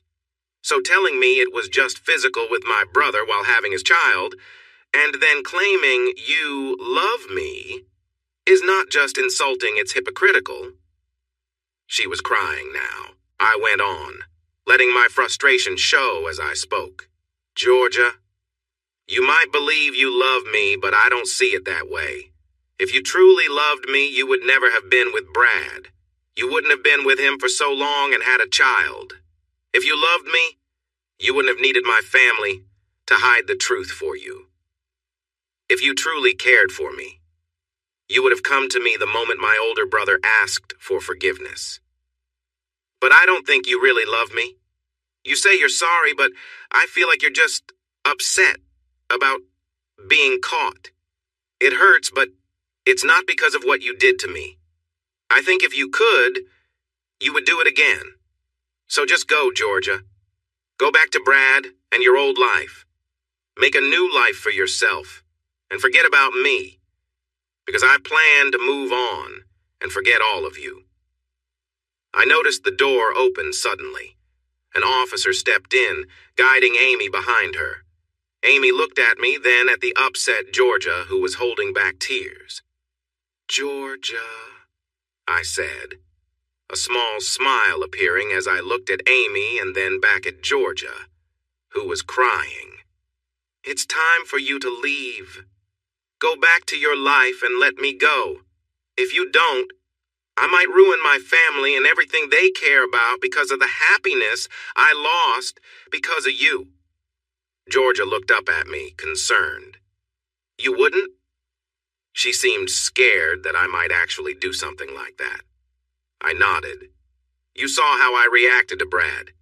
If you and my old family don't leave me alone, then it's only a matter of time before I go after you all. They are struggling now, losing clients because I'm not there.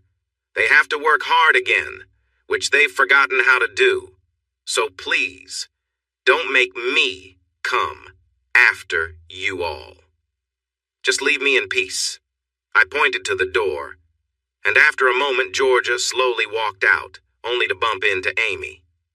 "Amy, how did you know I was here?" "Thank you for being here. Everything has gone wrong," Georgia said as she reached out to hug her sister. Amy shot back at her. "I'm not here for you and I won't be again. This mess is yours to fix." "What are you doing here then?" Georgia asked, looking from Amy back to me. I smiled.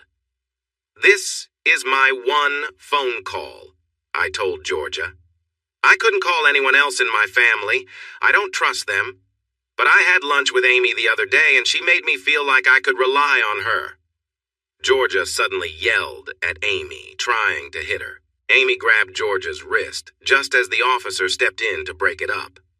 "You little troublemaker," Georgia shouted. "Just because he doesn't want me doesn't mean you can come in and take him for yourself." Amy laughed and let go of Georgia, while the officer held on to her. "I haven't taken him yet," Amy said playfully. "But just wait. He will forget all about you." I couldn't help but smile at Amy's words. Suddenly she looked more appealing to me. She was stepping into my life, and when she caught my gaze, she seemed to know it. Here was a woman who had cared for me for a long time. She respected that I was with someone else before, but now that I was free, she was ready to show that she wanted me to be with her. It felt like Amy would stand up for me against anyone if she had to. She laughed when she saw the expressions on Georgia's and my faces. Then, she walked around her sister and entered the room without saying anything else. She handed me my phone, wallet, and jacket. "You're free to go. No charges, but you will need to cover Brad Jr.'s hospital bills. He has a mild concussion, bruised ribs, and a sprained neck," the officer said. "Totally worth it," I replied with a smirk. I took my phone from Amy while Georgia watched us, her anger silent. I hugged Amy, but she surprised us all by pulling me in for a heartfelt kiss. In that moment, I forgot about Georgia entirely. The officer had to hold Georgia back again as we left. We passed my mother, who was waiting for Georgia. I didn't say anything or even look at her, even though I could feel her presence. That spoke volumes to her. We quickly left the station and caught a ride back to Darren and Tony's place. I wanted another kiss, but Amy laughed and said we would have to wait. "When you really become my man, you won't want anyone else," she teased. For a few moments, I stood in front of some boxes. My room didn't have much to pack, but I needed to sort it out. It had been less than a week since I decided to run away with Amy, my ex-wife's younger sister. No matter how things turned out, I was ready to stop feeling sorry for myself and get my life back together. I still hadn't figured out what job I would do since I left the family business, Total Build. The few fights Darren helped me with earned some money, but not enough for a steady living. Amy told me not to worry about money or work. We would figure it out together. Speaking of Amy, our relationship was growing fast, and it felt a little strange. We weren't officially dating, but it felt like we were. Knowing Amy for years made it less about getting to know each other and more about deepening our friendship. I had a feeling that, like me, Amy knew it wouldn't be long before we made things official.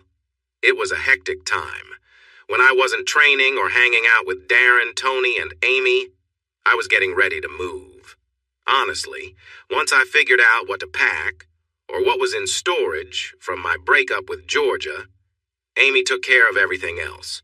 She arranged the movers, the finances, and even some legal stuff for my divorce. When I asked her about it, she just smiled and said she enjoyed helping me escape with her. Amy worked odd hours during the day and had a couple of evening shifts. Amy didn't share much about her job, but she mentioned that her unusual hours were due to calls for work from around the world.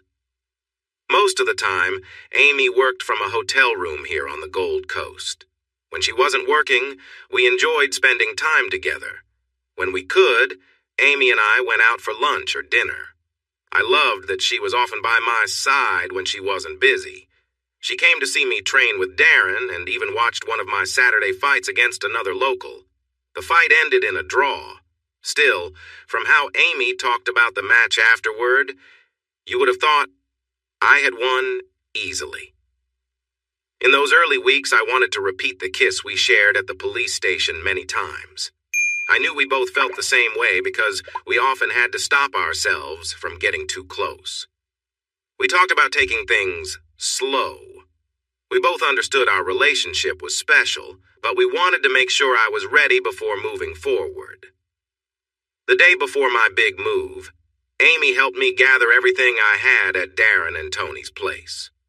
This included my belongings already in storage, which we packed into a large storage unit. Her movers would pick everything up in a few weeks and take it to her place. All I needed to keep out were the essentials: a few outfits, my new laptop, and my training gear. The night before the move, Amy and I spent time at Darren and Tony's. We all had a great evening enjoying Thai food together. During dinner, we chatted about all kinds of topics, like old friends do. Amy held my hand through it all and gave me knowing looks. After a couple of bottles of wine, we played some fun games, including an indie game called Throw Burrito that turned out to be a hit. As the night wrapped up, I was surprised when Amy didn't leave as she usually did. Instead, she followed me into the guest room I was staying in and slipped under the covers after skillfully changing into her pajamas without showing me anything. I raised my eyebrows in surprise, and she giggled as it was my turn to change into my own comfortable clothes before sliding into bed beside her with open arms. She nestled against me, resting her head on my shoulder. "It's okay, Robbie. I really want to, but I promise I won't rush things tonight," Amy said softly. "But tomorrow we're starting a new adventure together, and I can't wait for us to be close like this all the time." She settled in next to me, and I could feel her warmth against my side. My heart raced as she wrapped her arms around me and kissed me for the second time in all the years we had known each other. As I closed my eyes, I felt the softness of her lips against mine. The way she leaned into me showed how much she wanted this moment. When I felt her tongue lightly touch my lips, I pulled her closer, not minding anything else around us. It felt nice to be so close to her. At that moment, all my doubts about our relationship disappeared. As we shared the kiss, I had to hold back the strong urge to touch her more intimately. Instead, I let my hands glide along her back, feeling her warmth. Once or twice, my fingers brushed her side, and I heard her soft sighs. Later, Amy sighed happily. "Thank you for not rushing into things, Robbie. I know you wanted to. Honestly, I did too. But it means a lot that you took your time." I kissed her quickly again and said, "I'm trying my best not to rush things, but I care about you deeply, and I know we will get there." She gently stroked my cheek and said, "I know, dear. I appreciate it. Soon I will be all yours. But tonight, would you just hold me?" I nodded as she turned and cuddled against me, and we fell asleep with my hand resting softly on her leg. When I woke up, we were still wrapped together. The morning brought a sense of comfort we both enjoyed, and I realized I was holding her closeness. Even though my hand was outside her shirt, it felt wonderful to wake up next to her. As I became more alert, I removed my hand, and she sighed at the change. "That felt nice, Robbie. I would love to wake up like that every day." Her sleepy voice carried a happiness that I felt deep inside me. I leaned in and kissed her neck, taking in her unique scent. Amy had a fresh smell, more natural, reminding me of the pleasant scent after a rainstorm. After a few minutes of gentle kisses, we reluctantly got up to get ready for the day, knowing we had our first long drive ahead. We shared breakfast with Darren and Tony, enjoying fruit and yogurt. Darren made me promise to keep training for a big fight he had scheduled for me while we ate. Amy chimed in, saying she would help me stay on track with my training as we cleaned up and prepared to leave. I packed the last few bags into my old Toyota Camry. After saying our goodbyes, we hit the road. We drove for a few hours. My car was old, so we didn't have Bluetooth or music apps. Instead, we listened to a local rock station at a low volume while enjoying an easy talk. We chatted about the landmarks and road work we saw along the way. Our conversation covered everything from religion to politics. I was impressed by how smart Amy was, especially when she understood the references I made.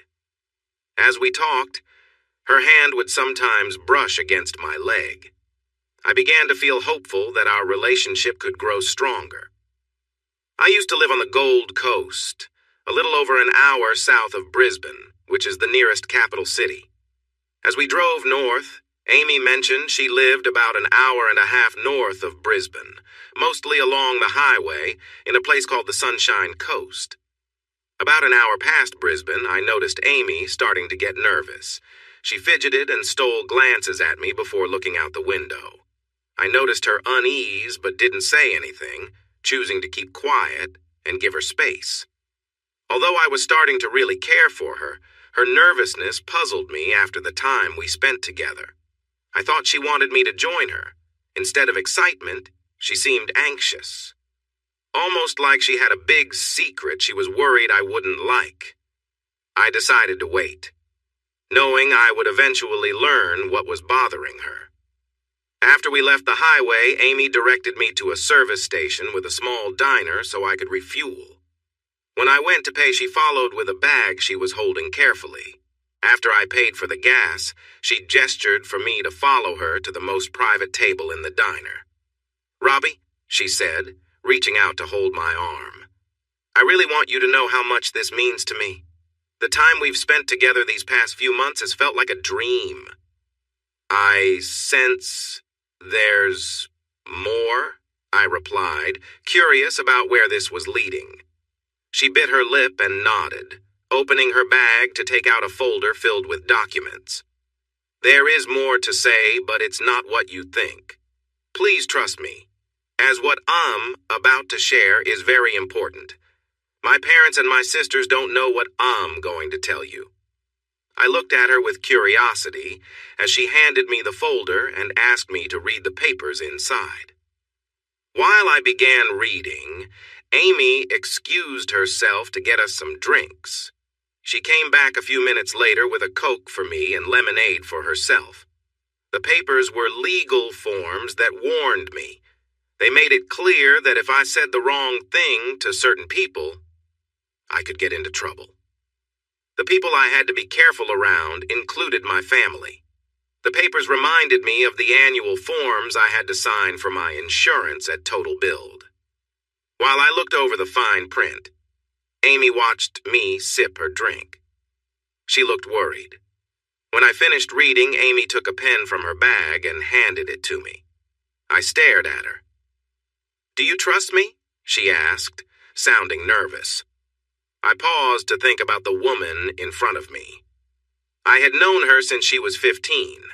Back then, she was very thin and flat. Today, she had grown into a woman that caught people's attention, even in casual clothes. With her pale skin, straight black hair, and bright blue eyes, she looked confident but still uneasy about asking me to sign something without explaining what it was for. Amy hadn't mentioned these papers before we left. She also hadn't waited to tell me until we got there. I remembered last night, when she had cuddled with me in bed, our touches growing warmer even though my divorce from her sister was coming soon. Looking at the documents, I didn't see anything that would harm me or put me in a difficult position. Still, I wanted to believe in her. I took the pen and began to sign, dating the papers as needed. With every signature, I noticed Amy's smile getting bigger. When I was done, I handed her the folder with the signed papers. She carefully put it back in her bag, but I could see that she was shaking a bit. Then she walked around the table, set down the bag, sat on my lap, and kissed me. Suddenly, she pulled back and looked into my eyes. "I love you, Robbie. I hope you know that." I chuckled. "Amy, I just signed some legal papers. I'm not saying he'll marry you." She pretended to be hurt and moved back to her seat. She picked up her drink and smiled at me. Just before taking a sip of her lemonade, she glanced at me from the corner of her eye. "Not yet," she said playfully as she took a drink. "Huh?" I replied, distracted by her action. "You haven't agreed to marry me yet," she said with a smile. "Well," I laughed, "I think the day is still young." We laughed for a bit about nothing in particular, until an older couple nearby stood up and left, leaving us alone in the food area.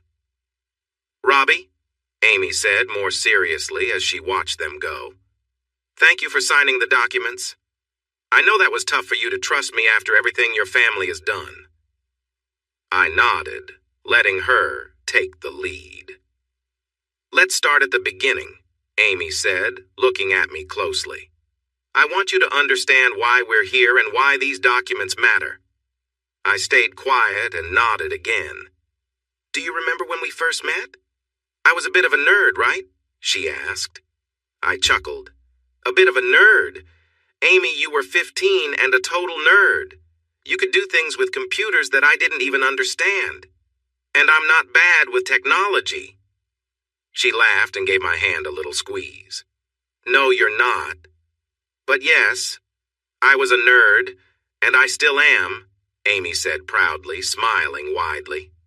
"One of the things I did back then was play with cryptocurrency when it was mainly just Bitcoin mining and not worth much." My eyes widened as I realized where she was going with this, and she smiled at me knowingly. "Yes," she said. "I had a lot of Bitcoins when the price exploded. I was smart to sell most of them at the right times." "So, you're doing well?" I asked, curious about my new girlfriend's financial situation. "That's one way to say it," Amy replied softly. "After cashing out a significant part of my crypto, I didn't just sit back. I took my money, did my research, and started an investment company called Alro. I put 90% of what I earned into the company, and now I spend a lot of time looking at companies and startups that can make good returns. I have a small team, about 6 people live here on the coast, a few in the United States and some in Europe. In the past year, we've done so well that we've had U.S. investors giving us money for our next projects." Amy smiled at me. "You know how Americans like a determined Australian. I'm young, and I can say g'day just the way they want, so Alro has been profitable." "How much profit are we talking about?" I asked, curious if she would share. Amy looked at me for a moment before smiling. "After costs, Alro made a $6 million profit last year." $6 million in profit? I was amazed. "Yes, and I take a 10% cut of the profit," she added proudly. "Wow, just wow." I looked at Amy with a new level of admiration. She had a clever smile that lit up her face. "That's why the legal agreements," Amy concluded, wrapping up her explanation. "I don't share much about my life with others, especially outside of work. And I've never told my parents because I didn't want them to know. I worried they might ask me for money. They think I have a regular office job and not that I own a company. In a few years, it won't matter since I plan to settle down and start a family. But for now, I want to stay out of the spotlight." I chuckled a bit. My girlfriend had been keeping her success a secret from us all these years. "What happens next?" I asked. "I take you home and we live happily ever after," she said confidently. We both smiled and chatted for a while as I processed what Amy had shared with me. Then we got back in her car, and Amy guided me to her place. When people think of wealthy homes, they imagine big houses on hills or fancy mansions. Amy's home was more of the second type. As we drove through Noosa, Amy had me go up a steep hill to her house, which was now my home too. We passed through large security gates into a beautiful area with palm trees, neat lawns, and colorful flowers. The house itself was modern, with interesting shapes and a polished look. Following Amy's directions, I parked my car beneath a shelter. I felt a bit embarrassed to have my old car in front of such a stunning house, but Amy didn't mind. She unlocked the grand double doors with a card and helped me carry in my bags. Inside, I noticed several rooms, but a short walk led us to a living space that had a fantastic view of the ocean. I stood there, amazed by the scenery. "Do you like it?" Amy asked, wrapping her arms around me from behind. For a moment, I was speechless, taking in the sight. "Amy, this is incredible. I've never seen a view like this," I replied. I loved the ocean, and when I trained for my workouts, I preferred running on the beach instead of a treadmill. This would be a perfect spot for me. Amy laughed while holding on to me, and I kept gazing at the view. "You should see Mrs. Raddat's view up the hill. She's an older lady who looks out for me. Her balcony view is amazing too. Thank you for appreciating this one." Then Amy took me up a small flight of stairs to the master bedroom. It was nicely decorated with a large TV on one wall, and I noticed a PlayStation and an Xbox set up underneath. I smiled, just like Amy. She was a gamer even at home. The room had an entry to a bathroom and a walk-in closet on one side, and opposite was a balcony with a big glass door that offered more beautiful views. I walked up to the door and opened it to the balcony. Stepping outside, I closed my eyes and took a deep breath of the fresh sea air. I could feel the stress from my time on the Gold Coast fading away. Soon, my divorce from Georgia would be finalized, and my family was far enough away that I wouldn't have to see them for a long time if I didn't want to.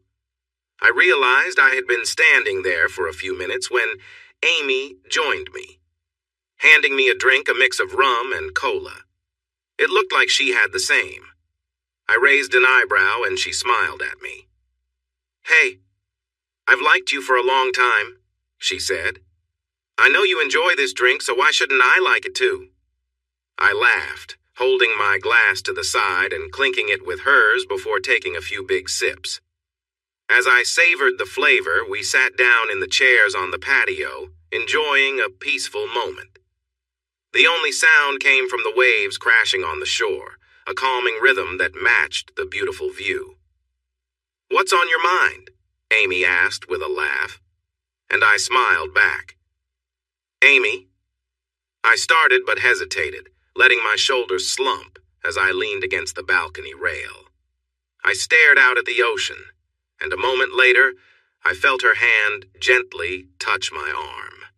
I wasn't sure why, but I began to cry, my tears falling to the ground below, leaving wet marks on the concrete. I glanced at Amy, who looked at me with kindness.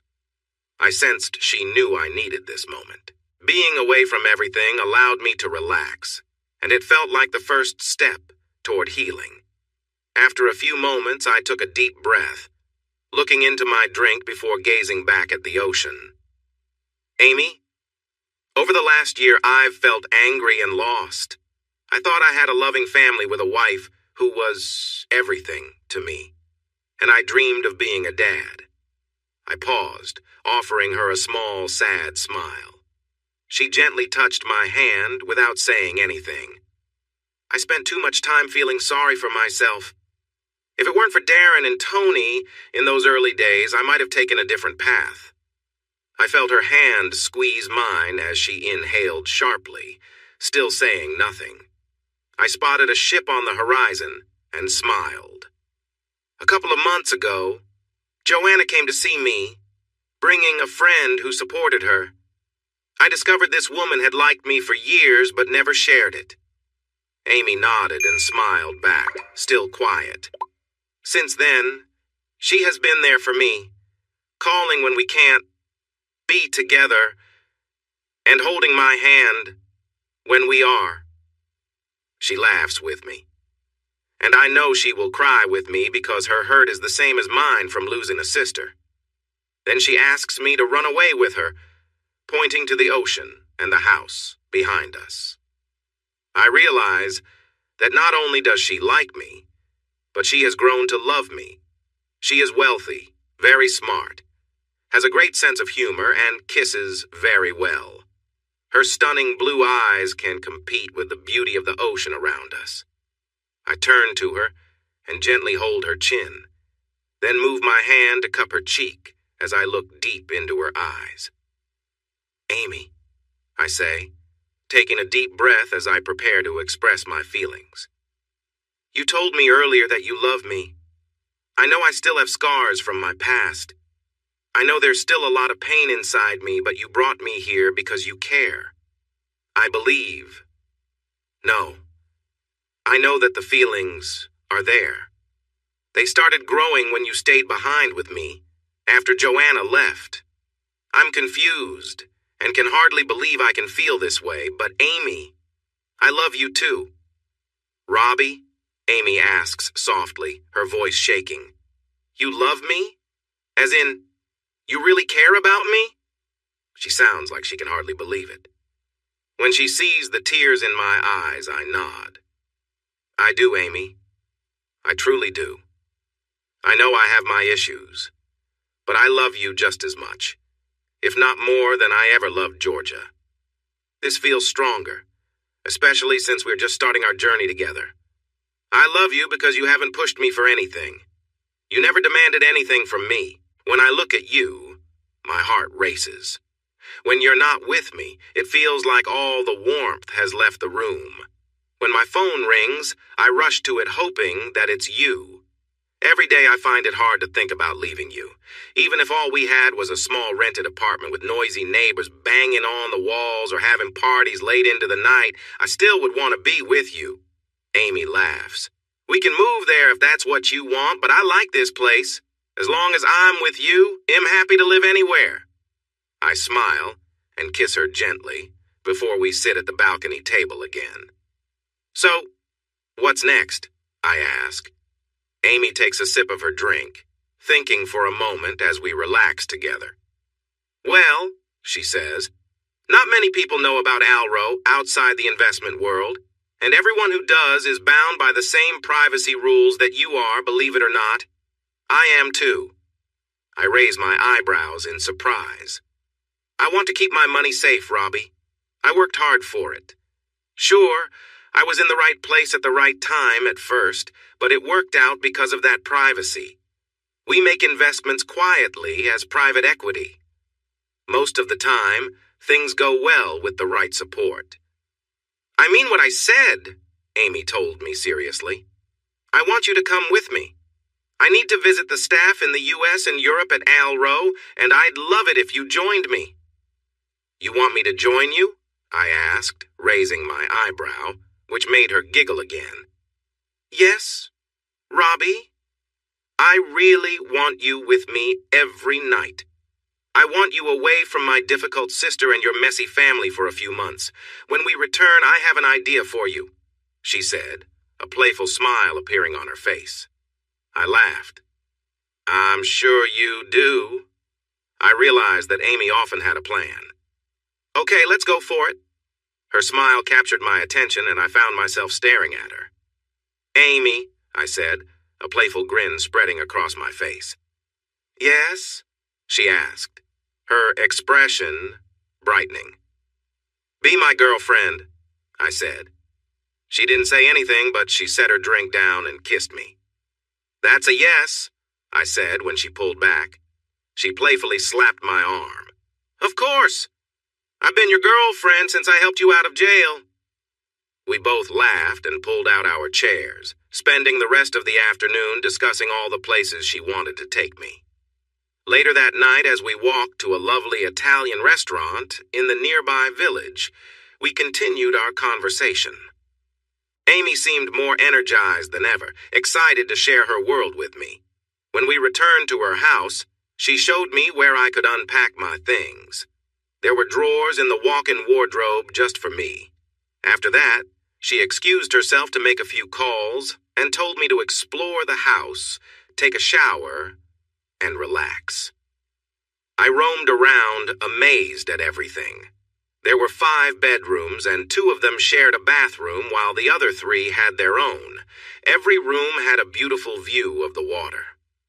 I also found a well-organized workout room with space for weights, a punching bag, and various machines. I was impressed. Then I discovered a media room that could seat 12 people, and a wine cupboard that was well-stocked and temperature-controlled. The kitchen had plenty of space, a butler's pantry, and 3 ovens for cooking. As I continued my exploration, I could hear Amy in what I guessed was her home office. She was on a conference call, discussing companies I didn't know much about. From what I gathered, she was asking for several financial reports. I also overheard her telling a lady with an English accent that both of us would be visiting soon. At one point, I peeked into her office. It was a large room filled with screens, TVs, and cameras while she waited for a connection. She waved for me to come in. I smiled and shook my head because I wanted to take my time entering her work life. I headed back to the main bedroom and jumped into the shower. The water pressure was amazing. It felt strong, like my worries were being washed away once again. Afterward, I sat outside on the deck, enjoying the view and the gentle evening breeze. I called Darren and Tony to let them know that Amy and I had arrived safely. They wanted to hear about the place. I kept my answers brief, unsure of what I could share. We talked about my training for the upcoming fight. And halfway through the chat, Amy came out onto the balcony with a smile when she realized I was talking to Darren and Tony. I switched to speakerphone, and the 4 of us chatted for about half an hour about the trip. And, of course, Darren asked about my training schedule. I laughed at his question. "You should see the gym setup Amy has here, Darren. It's going to be amazing to train in." Quickly, I realized what I said and looked at Amy, worried. She just laughed. "It really is, Darren," Amy said, her eyes shining. "I use it when I can, but honestly, about a month ago, I set it up for Robbie so he would have a place to train. We will get you up soon. Sound good?" "Sounds great. I can't wait to see your new place." "Robbie," Darren replied, and I could hear the excitement in his voice. I mouthed an apology to Amy, but she smiled and waved it off. She indicated she was going to take a shower and told me to keep chatting. Darren and I talked about preparing for my first big fight, which was set a few weeks later in Brisbane. It would be a significant event since it was my first professional match. Darren thought I was ready. This time we would be driving from different directions instead of together. A few minutes later, I ended the call and went back into the room. Amy, just out of the shower, came into the bedroom. "Amy, I'm so sorry about what I said about the gym. My voice trailed off. I couldn't find the right words. Amy stood in the doorway between the bedroom and the bathroom, wearing something light. It was delicate and didn't cover much. As I mentioned earlier, while Amy and Georgia look alike, that's where their similarity ends. They are only half-sisters, sharing the same mother but having different fathers. Amy's father, Peter, is one of the most relaxed, wonderful guys I know. Amy's striking looks and presence were clearly inherited from her father's side. Her beauty and confidence radiated in a way that left others in awe. I'd already mentioned her deep black hair and piercing blue eyes, but now, seeing her framed in the doorway, I could feel the strong pull she had on me, both in her charm and her natural grace. Her long, dark hair flowed smoothly over her shoulders, catching the light, and her clear, pale skin had a glow that seemed to radiate warmth and sincerity. She wore just a hint of makeup, enough to enhance her features without overpowering her natural beauty. As my gaze moved downward, I took in her tall and graceful figure. She stood with an effortless confidence, her posture open and inviting as she smiled, clearly noticing my admiration. Her gentle laugh broke my gaze, bringing me back to the moment. "You like what you see?" she asked with a playful smile, moving with a quiet elegance as she approached. "Amy, you're truly beautiful," I replied, feeling a genuine warmth and excitement as she came closer. She laughed softly, teasing me as our eyes met. "Oh, I bet you say that to everyone," she joked, her eyes sparkling with humor. I took a moment to gather my thoughts.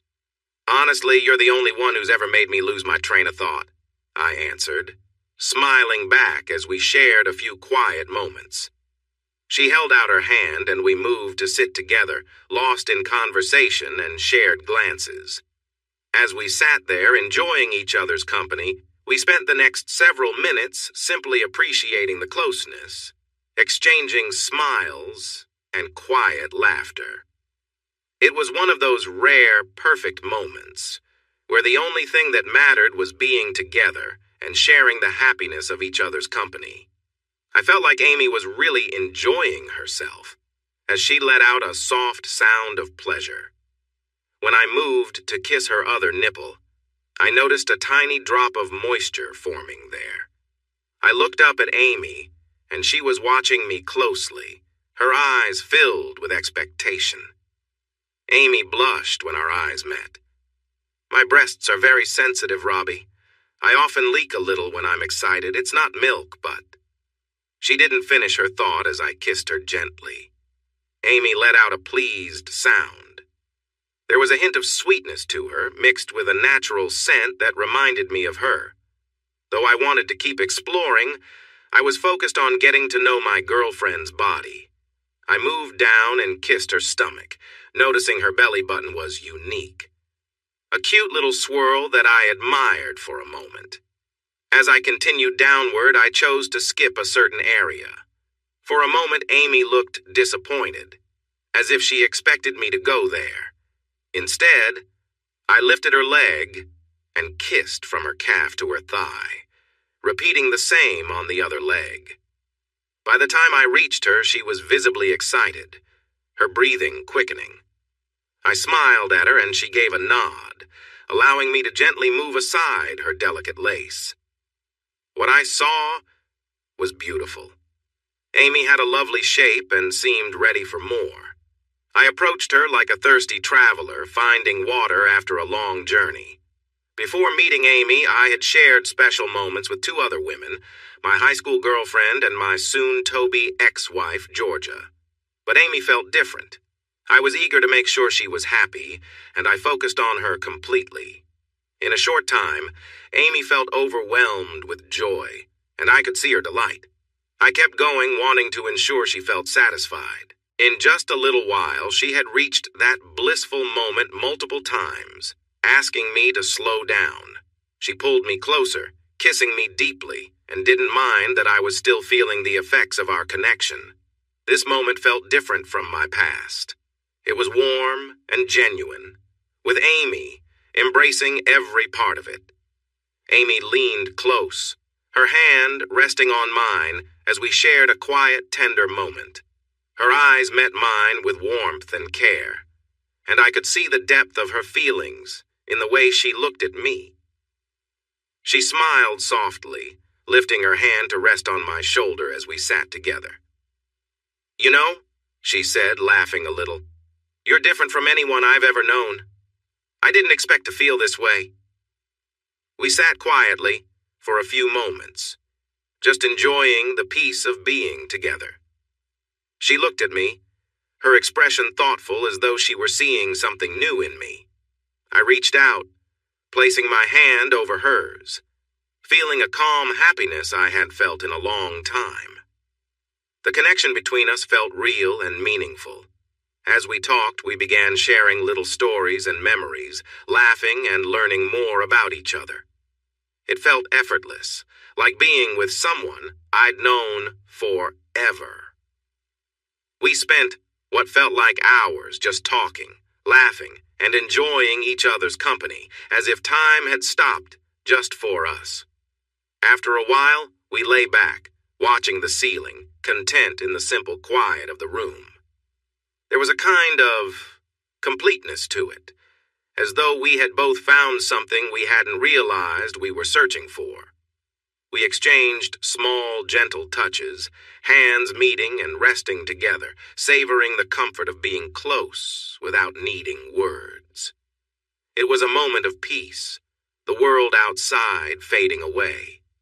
As the night deepened, we drifted off to sleep, side by side, knowing this was a memory that would stay with us, a quiet, perfect evening, shared with someone who felt like home. Amy slowly leaned forward, her expression filled with trust and warmth as she looked into my eyes. I could feel the depth of her feelings as she took my hand, holding it close, her touch gentle yet steady. She leaned against me, resting her head on my shoulder, and for a moment, everything around us seemed to quiet down. "Robbie, I love you," she whispered, her voice soft and filled with emotion. Her words carried a significance that struck me deeply. I wrapped my arms around her, holding her close, wanting her to know how much I cared. The feeling of simply being together, close and comfortable, was enough to fill the moment. We lay back, holding each other as time passed slowly, sharing small whispers and enjoying each other's presence. She looked up at me, her eyes shining, and I could see how much she trusted me. We were wrapped in a quiet comfort, each moment building on the last, as we lay together in peaceful silence. Later, she got up and walked into the bathroom, bringing back a warm cloth to freshen up. She handed it to me, laughing gently as we took care of the small, simple things together, each gesture filled with care. It was a quiet, special moment that felt like something only the two of us shared. Afterward, she suggested we shower together, leading me into the warm spray of water. We laughed, talking quietly as we washed, the simple act of helping each other a gentle, meaningful ritual.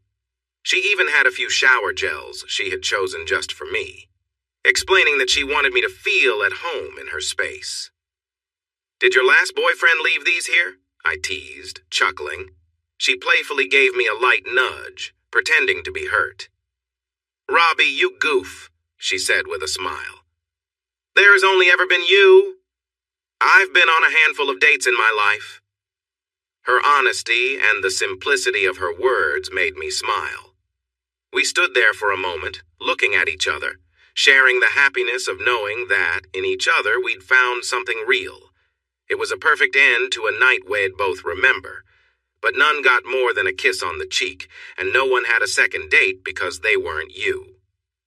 "It has always been you," she said shyly.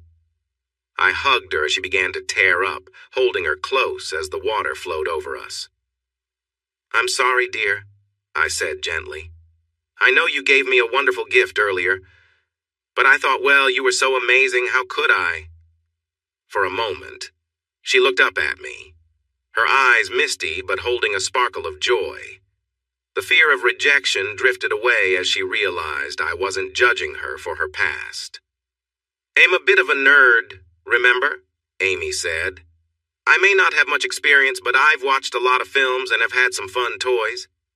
She hesitated, deciding if she wanted to share more.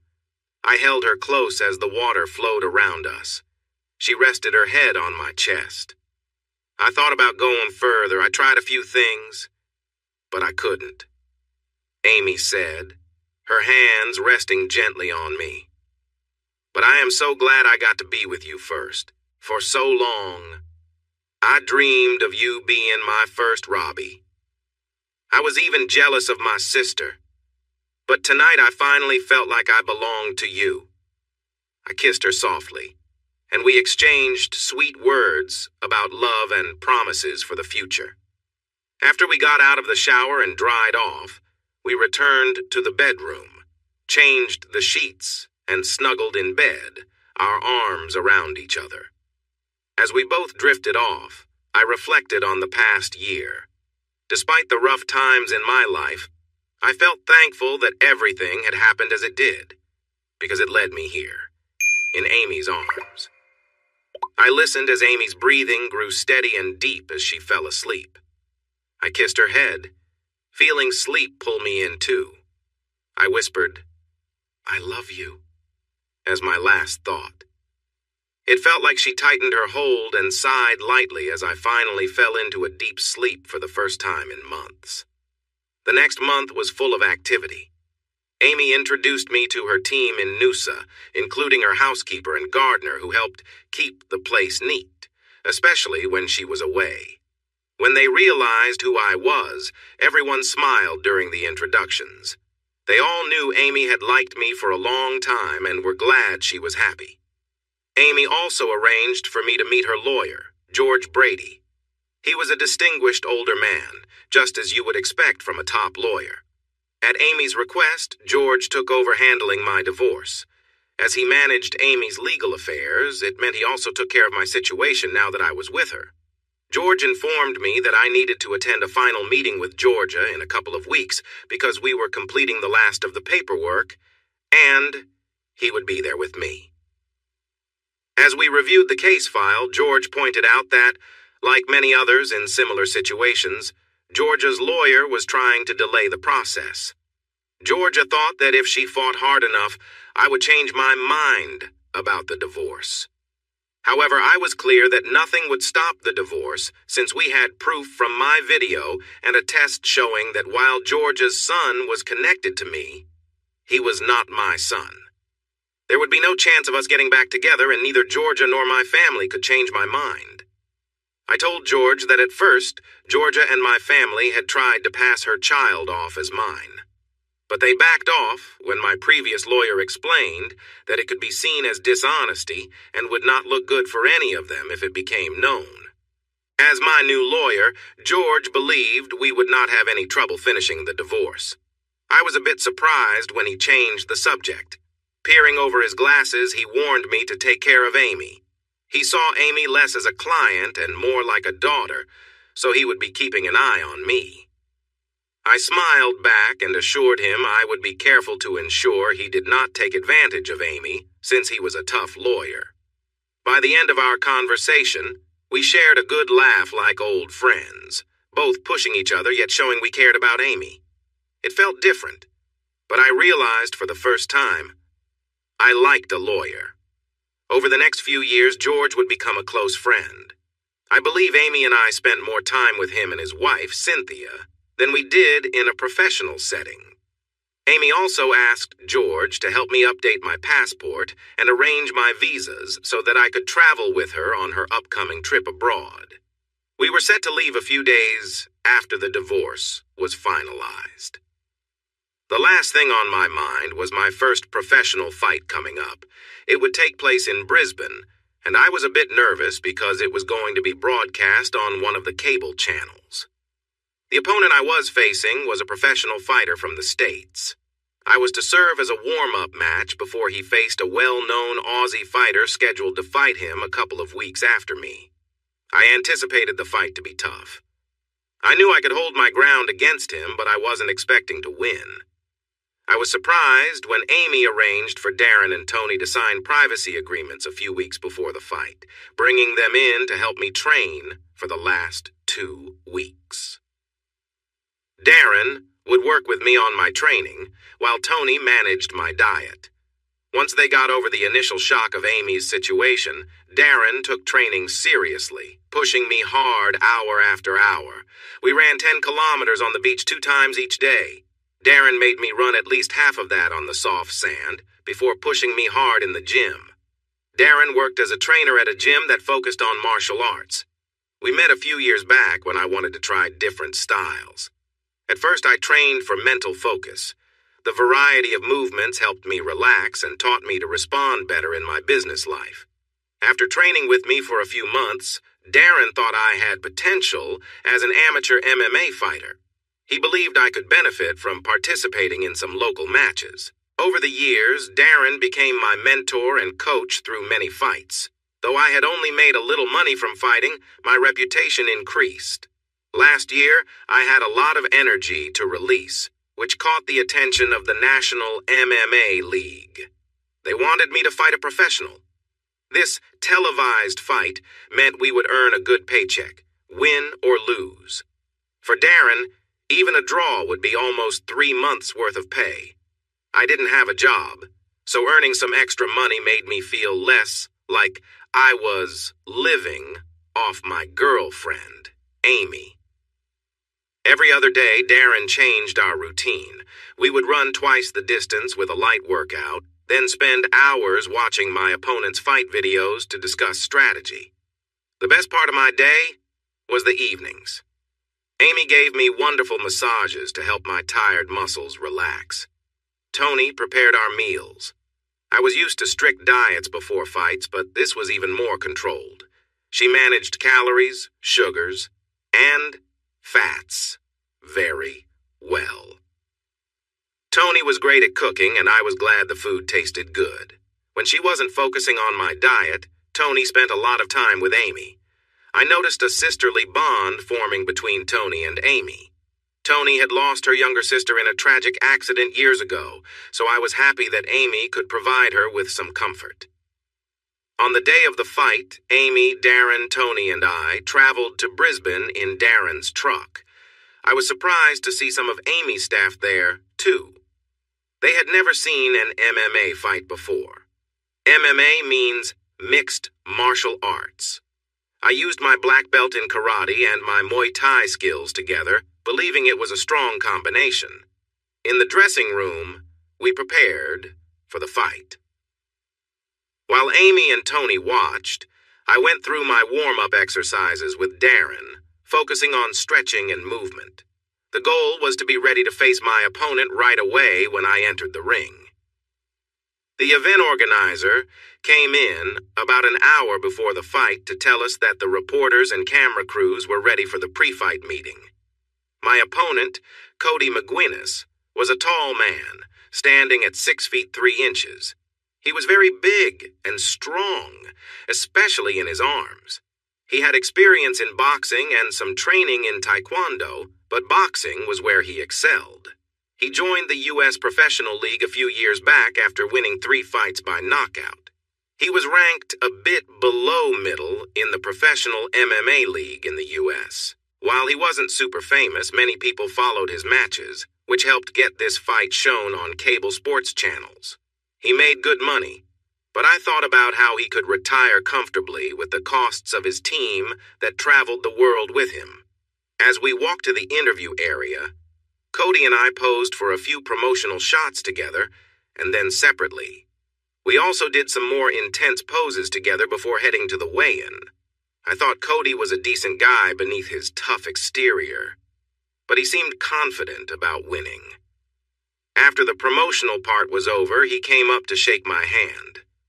"I wish you luck tonight, Robbie, but I have to say I'm sorry that I will have to beat you," Cody said seriously. I rolled my eyes, thinking it was all part of the mental game we fighters played with each other. "No worries, mate," I joked, using a playful accent. "Just make sure to delay your next fight after I get you checked out at the hospital," I replied, with a grin. He chuckled good-naturedly, resting his hands on his hips. "Sure, little man, whatever you say. Just so you know, I've already planned for an ambulance. If your friend needs a ride later, I'll be happy to help," he said, nodding toward Amy with a smirk. He turned and walked away, leaving me to look at Amy. She was bright red after Cody's teasing comments. "Don't worry, he's just joking. It's part of the mind games to get into my head before we fight," I assured her as I walked over. "I know," she replied, watching him leave. "But that still seems really mean." I chuckled. Honestly, he was pretty mild. Some guys really go all out, swearing and getting in your face. We both laughed at that. "Speaking of families," Tony interrupted, looking a bit shy. "Your family is in the audience tonight." "What?" Amy and I exclaimed together, turning to Tony. She nodded. Sorry, but I thought you should know now so you can get ready," Tony said. I saw them in line for tickets earlier. It seemed like everyone was here. Georgia, Joanna, your parents, and even your brother. Just what I needed, I said, feeling down. Suddenly, Amy pulled me aside. Use it, she said urgently. Use what? I replied. Them! She pointed towards the stage doors where the crowd would soon fill the arena. Use the hurt they've caused you to fuel your fight. If you can't move on from it, let it drive you to show them your strength. About an hour later, I was feeling loose and ready when I stepped into the ring. I glanced at my family. They waved, but I looked away.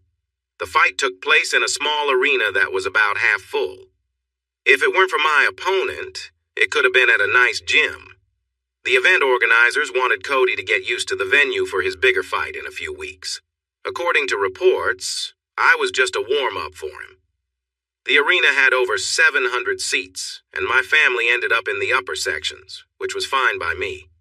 None of them had come to any of my fights before, including Georgia. She thought it was too brutal. And while she liked fitness and a fit partner, she wouldn't attend when we were together. Now that we were separating, it was clear they wanted me back at Total Build. I figured the upcoming court date was the only reason they showed up. Through Amy's dad, Peter, I learned that Total Build was struggling. My parents had to let go of about a third of the staff. They lost several clients because of mismanaged quotes, including the job that started all of this chaos. While she loved being a mom, Peter mentioned that Georgia wasn't happy with Brad Jr. My older brother was not stepping up as a father. After I left, he quickly moved in with my ex-wife. I heard gossip that he preferred drinking or pretending to work instead of being at home. He often referred to his son as the brat, thinking it was funny. So, with some satisfaction knowing my family was having a tough time and my ex-wife was struggling, I was ready to take on Cody with everything I had. Cody entered the arena to a much louder cheer than I received. Music played and a big video showed him off as the top fighter in what he thought was a small scene. We touched gloves and returned to our corners. When the bell rang, we both rushed out fast. Cody, with his boxing skills, aimed for my face with quick punches to throw me off balance. I quickly dodged, going for his legs with some moves I'd learned. He nearly fell 3 times in that first round, but managed to stay upright. He hit me a couple of times. I have to admit they hurt a bit, but I got in a few good hits on his sides, so I knew I had made my mark too. By the end of that round, I felt we were about even. When the bell rang for the second round, I noticed that Cody seemed more careful now. In round 2, we exchanged punches again. As a boxer, he focused on my head, trying to land a knockout punch. He hit me a couple more times, making me feel a bit dizzy, but I fought back hard, landing several punches to his midsection and legs, and even one to his head. Still, he managed to remain on his feet. During round 3, we moved around, and the referee had to step in to separate us when we got too close. That's when I made a mistake.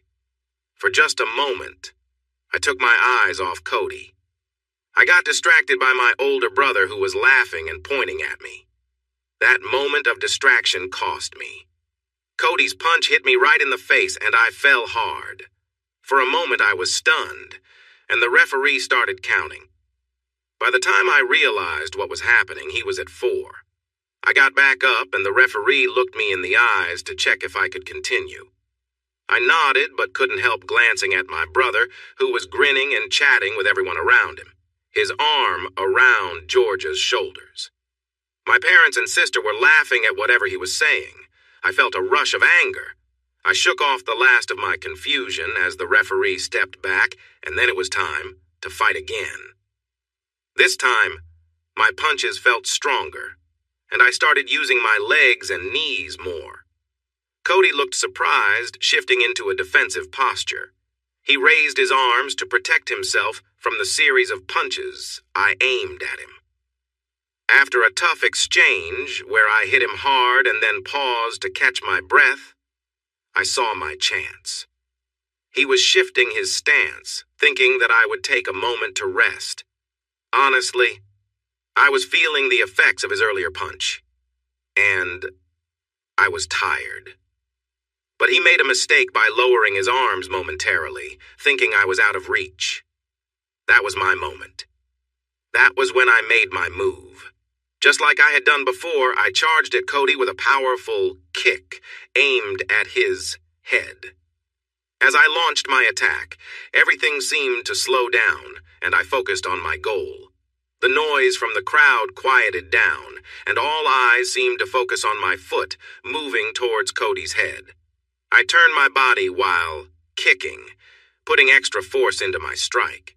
My foot hit his cheek, and he'll never forget the gasp from the audience. For a moment, everything seemed to freeze as energy transferred from my foot to Cody's head. As I finished my turn, Cody fell against the side of the ring. He landed on his side, his mouth guard hanging loose. His body shook a little, but his eyes were shut, and he began to drool. No one said a word as the referee rushed to check on Cody and started counting. Cody didn't move. When the bell rang, the crowd erupted into cheers. I raised my fist in the air, turning to celebrate with everyone. But when I looked at Brad Jr., Georgia, and my family, they were not cheering. Brad looked worried, remembering my move from a few months ago. I locked eyes with him and whispered, "You got this." My brother took a seat, and he understood. An ambulance crew came into the arena to check on Cody, who was still unconscious. After using smelling salts and doing some checks, they took him out on a stretcher to the hospital. The referee took my hand and spoke into the microphone. "The winner by knockout, your new champion, Robbie Other," he announced. Soon after, Darren, Tony, and Amy were in the ring. Darren was grinning widely, and Tony was cheering proudly. Amy hugged me tightly. It felt a bit painful, but I was happy. Then she kissed me, which made the crowd cheer even more. I noticed 3 things when I looked up. The sports reporter was excitedly talking about me on camera. Amy wouldn't let go of me. And my family seemed to be arguing with Georgia about her being in the ring with me. I gestured for my family to come over to Darren, Tony, and Amy. They followed my gesture, and we all laughed as they exchanged words back and forth. For the next 2 hours, I went through post-match checks. Darren was pleasantly surprised by our winnings. We earned a lot more than we expected since the odds were in Cody's favor as a well-known MMA star, so we didn't just get enough for drinks this time. During the post-match interview, reporters wanted to know what happened in the 3rd round that motivated me. I made up a story about digging deep for strength. Then, they asked about my finishing move. Well, I smiled. I have to thank my brother for that one. He opened my eyes to new possibilities a few months ago. My family might never see the interview. Then again, who knows?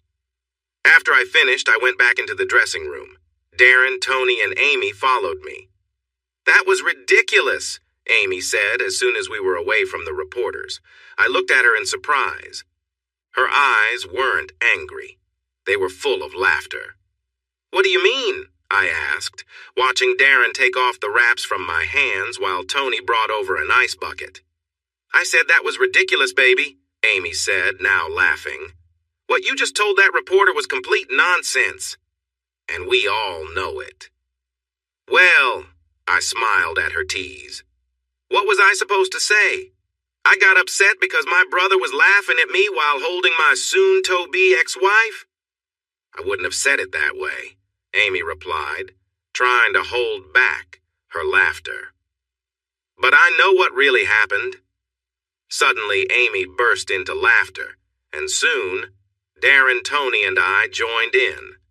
Darren finished removing my wraps and had me put my hands in the ice for about 15 minutes. My gloves were lighter than most, which made the hits more intense. Even though I won against Cody, he still gave me a tough match.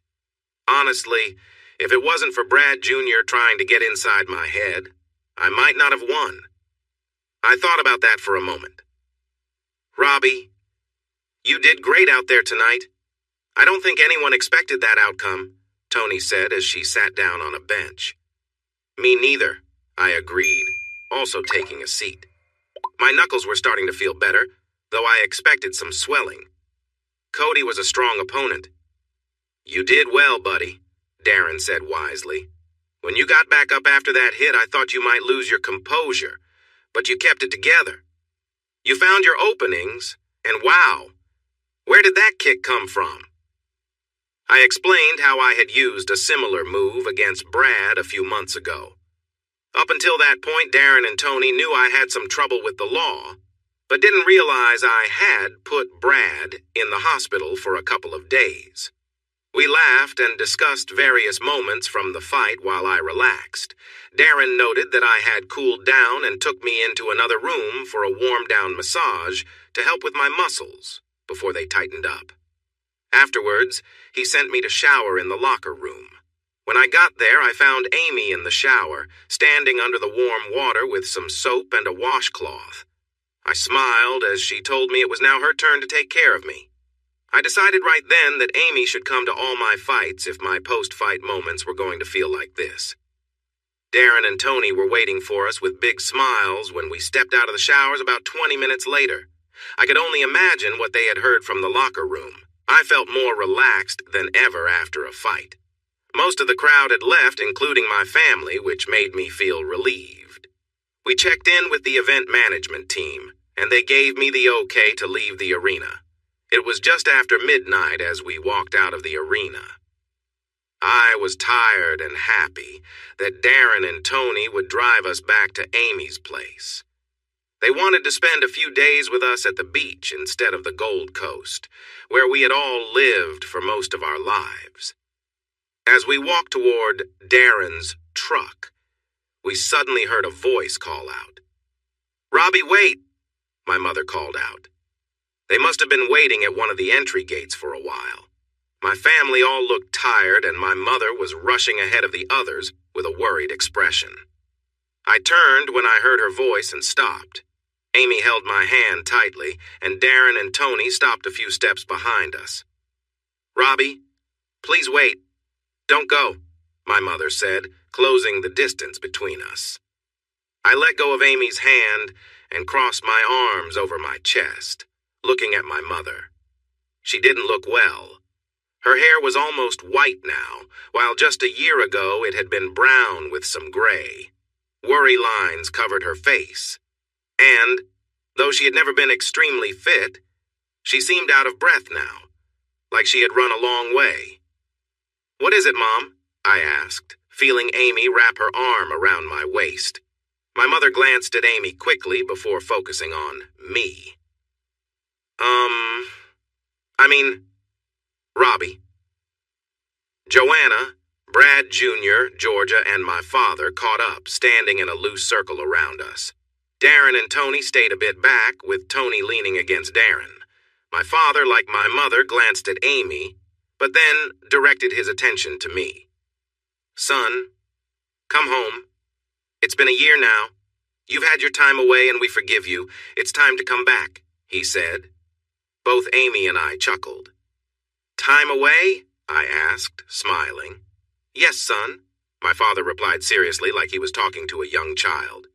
"You shouldn't have walked out on us. We need you to let it go and come back." "Right," I replied, stretching the word. Amy scoffed.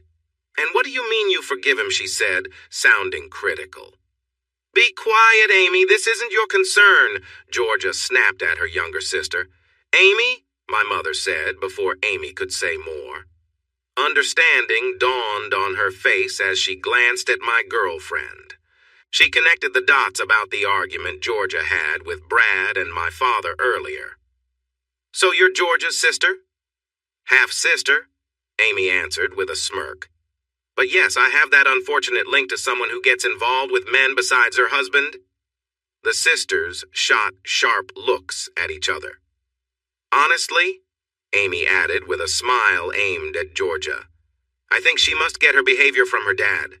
My father is very faithful to our mother." "Stop it, Amy," Georgia said again. "Robbie is still my husband." Only for a few more days.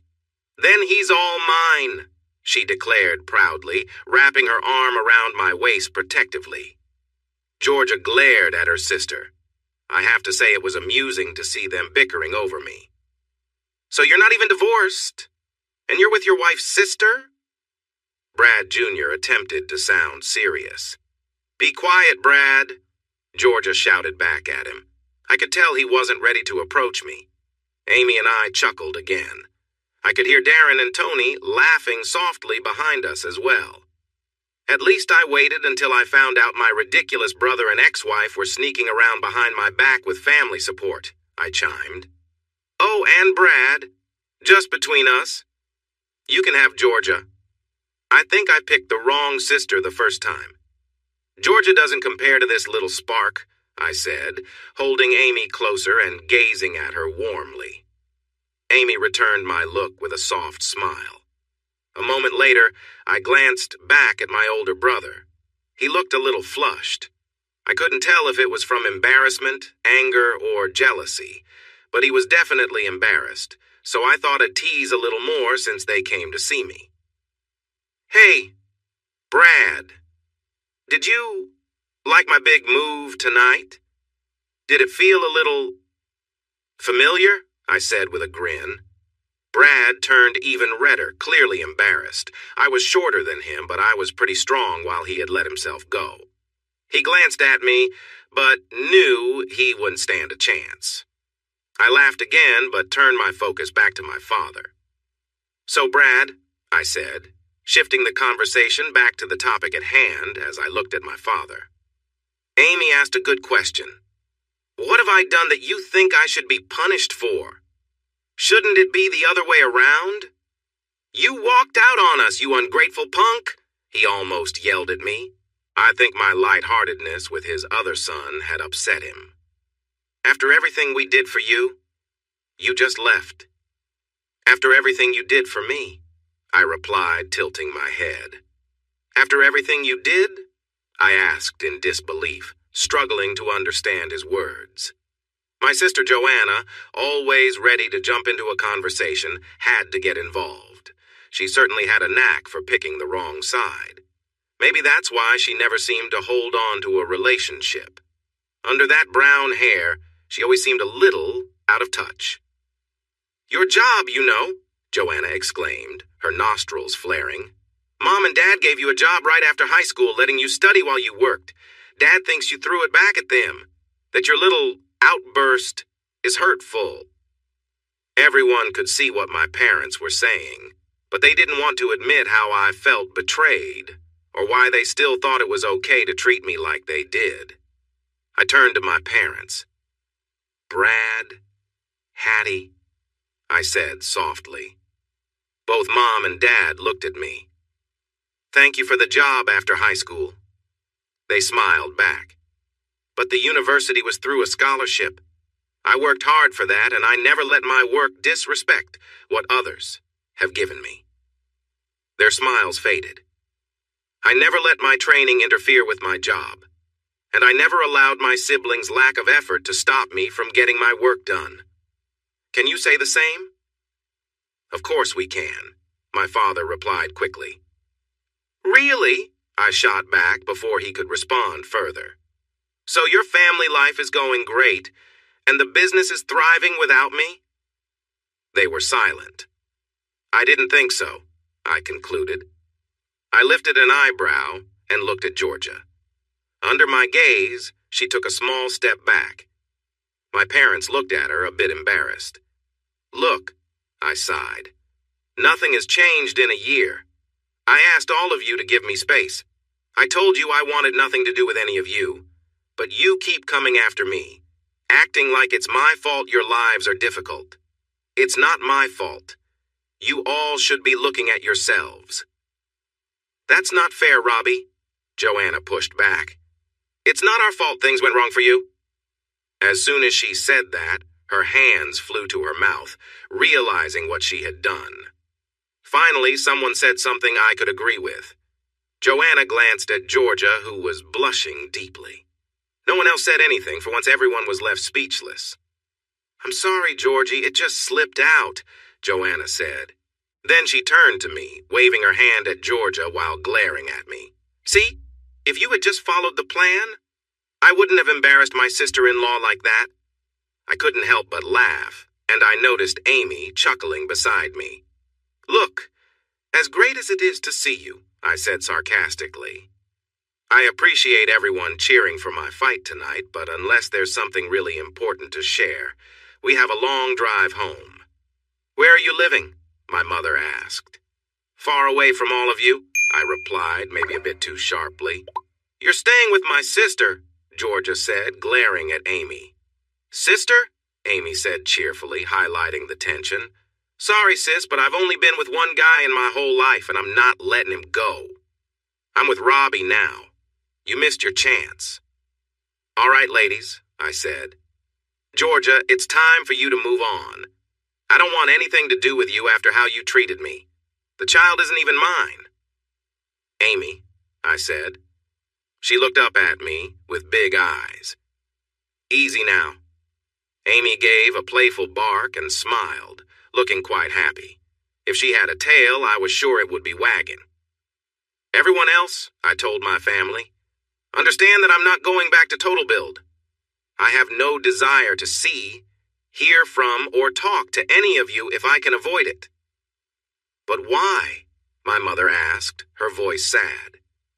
Do you really need me to explain after everything that happened this past year? Have you heard anything I've said? I replied. Come on, son. Haven't you ever made a mistake? Dad asked softly. Yes, many. But unlike you, I take responsibility for them. If I mess up, I apologize and try to make things right. I don't ignore someone's pain. Believe me, I feel hurt. Robbie, we're sorry, Mom began, but Dad interrupted her, holding her arm. Is that how you really feel? He asked. Can't you see it? I told him. You keep treating me poorly and act like nothing is wrong. Yet you think I'm the one to blame. That's not right. Of course I feel this way. For a moment, everyone was silent. Dad just looked at me deep in thought. Part of me hoped they would finally understand what I've been through. All right then, Dad said. We all turned to him. If that's how you feel, then you're out of this family, Dad said. Everyone gasped, including me. You think you're so special just because you're hurt, Dad continued. I could sense a lecture coming. But here's a reality check. You are not special. You were an unexpected child that we never planned for. Your only purpose was to support the company. You want to know why we never told you about Brad and Georgia? Because you didn't deserve to know. You've always believed you were better than everyone else. From what I see, you haven't worked since you left us. You've been living with some people who aren't really helpful and with your wife's half-sister. No, Brad, my mother said softly, trying to calm my father, but he didn't seem to notice. We gave you a year to sort things out, my father continued, spittle forming at the corners of his mouth. We came tonight to make peace and offer you a chance to work with us again, expecting you to accept our kindness. But what do we find? A young man who thinks he deserves an apology and that he doesn't have to change. You're dreaming, kid. Brad Jr. smiled widely. Joanna glanced back at me, looking a bit worried, then at our father. I shrugged in response. But Dad was not done. So you choose to keep being difficult? Dad said. Fine, we can do that. Tomorrow, we'll visit the lawyers to remove you from our wills. We'll take action against you for hurting Total Build. You'll regret not accepting our forgiveness. For the rest of your life, you'll remember when we took everything from you, leaving you with nothing and making you pay us back for years because you couldn't get your act together. Are you done? I asked, raising my eyebrow. I was close to smirking. Not even close, my dad replied angrily. I'm going to do everything I can to make sure you never have a good job again. Anytime I hear you have a job, I'll call them and tell them what a failure you are. I'll do my best to keep you struggling until you come back to us begging for our kindness. But then you'll find out there is no kindness left for you in this family. You'll be alone with nothing. Wow. He really means it, Amy said with a mocking tone, clearly enjoying the moment. And you better watch yourself too, young lady, my father warned. If you stay with him, I'll make things hard for you as well. Don't think I didn't hear. You went right to him the moment you could. You should be ashamed for wanting your sister's husband. Really? Amy asked, her smile growing. She pulled out her phone and showed that she was recording the conversation. Could you say that again? Oh, great one. This way. Robbie and I can listen to this while we try to make ends meet. My father paused for a moment, then looked at her phone. Everyone held their breath for a moment. From this day on, my father said in a serious tone, Robert Other is no longer part of this family. He will no longer benefit from it and will be removed from our wills. If he asks to come back, he will be turned away. As the owner of Total Build, I will take legal action against Robert Other for leaving his job at such a crucial time. I will also reach out to my connections to make sure that every possible employer and our suppliers know that we welcomed him back, but he declined. Our family will also make sure that you and Robert Other have no peace. We will teach you that you don't cross this family. Is that clear enough for you? Perfect, Amy said, putting away her phone. My father scoffed, and the rest of the family looked at him in shock. My mother kept glancing between my father and me. I think she realized that things were getting serious for the first time. Do whatever you want, he said sharply, looking at my girlfriend who was smiling. My dad, if he noticed, didn't show it. You're young, and I doubt you can find a lawyer as good as mine. By this time next year, you'll both regret this, with what this family will do to you. He shot me a final sneer, which I matched with my own glare. In that moment, I understood how alike we were. Both of us could be stubborn. I channeled my stubbornness into fighting in the ring. I never backed down. My dad took pride in winning arguments. Without saying anything more, Dad turned and walked away. Brad Jr. and Joanna looked at me as they left, shaking their heads, convinced I was the one in trouble.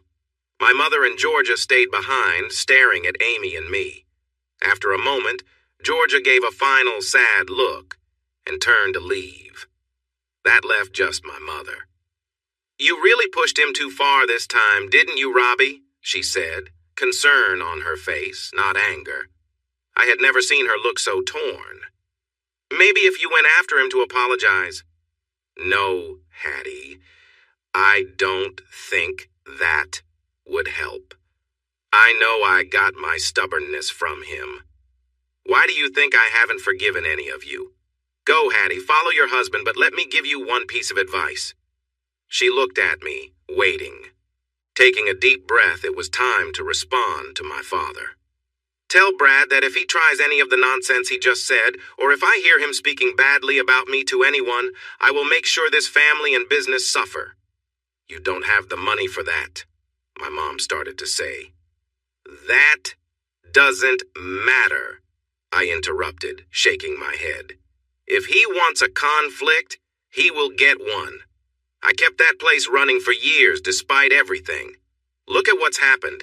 In just 1 year, you've lost over a third of your revenue. You are on the edge of losing many of your employees. A lot of items are returning to the workshop because they are not made well, and it seems that none of you can manage things without my help. If your husband really wants to argue, please remember what you saw in the ring tonight. Think about the focus and effort I needed to fight and win. Imagine what I would do in a disagreement with my family if I brought that focus and knowledge with me. Tell him, Hattie, to let it go. You know I will be fine without all of you. But please tell him to let it go, or it will be a tough situation for all of you. My mother looked at me, and for the first time, I saw sadness in her eyes. She knew it was true. If they came at me, they would be the ones in trouble. It won't help, Robbie, Mum sighed. He means what he said to you tonight. I've been trying to convince him, but he won't listen. Tears rolled down my mother's cheeks. Robbie, your father said that you were unexpected, and that's true, Mum whispered. But don't ever think you were a mistake. I love you, my dear boy, and I'm sorry. We should have never hidden Georgia and Brad's situation from you or about the child, but I won't regret my grandchild, even if it was unexpected. Mum paused, looking sad. She glanced at me as if she wanted to say more, then looked at Amy. Please, take care of my son for me. He's alone now, and he will need someone for what's coming. Oh, we saw tonight that Robbie knows how to handle himself, Amy replied with a hint of pride. Mum shook her head. Not like this. He doesn't. His father will come at him as he said he would. He will try to put Robbie down just to prove a point. For the first time, Tony stepped forward. Then you need to stand up to your husband, Hattie, Tony said. Tell him to back off. This is your son he's going after. Mum shook her head again. It won't help. Mum looked at me. I'm so sorry, Robbie. If I never see you again, please know that even though I can't say it again, I will always love you. You were the heart of this family, and we harmed you for no reason except our pride. You are the best of us. Always remember that.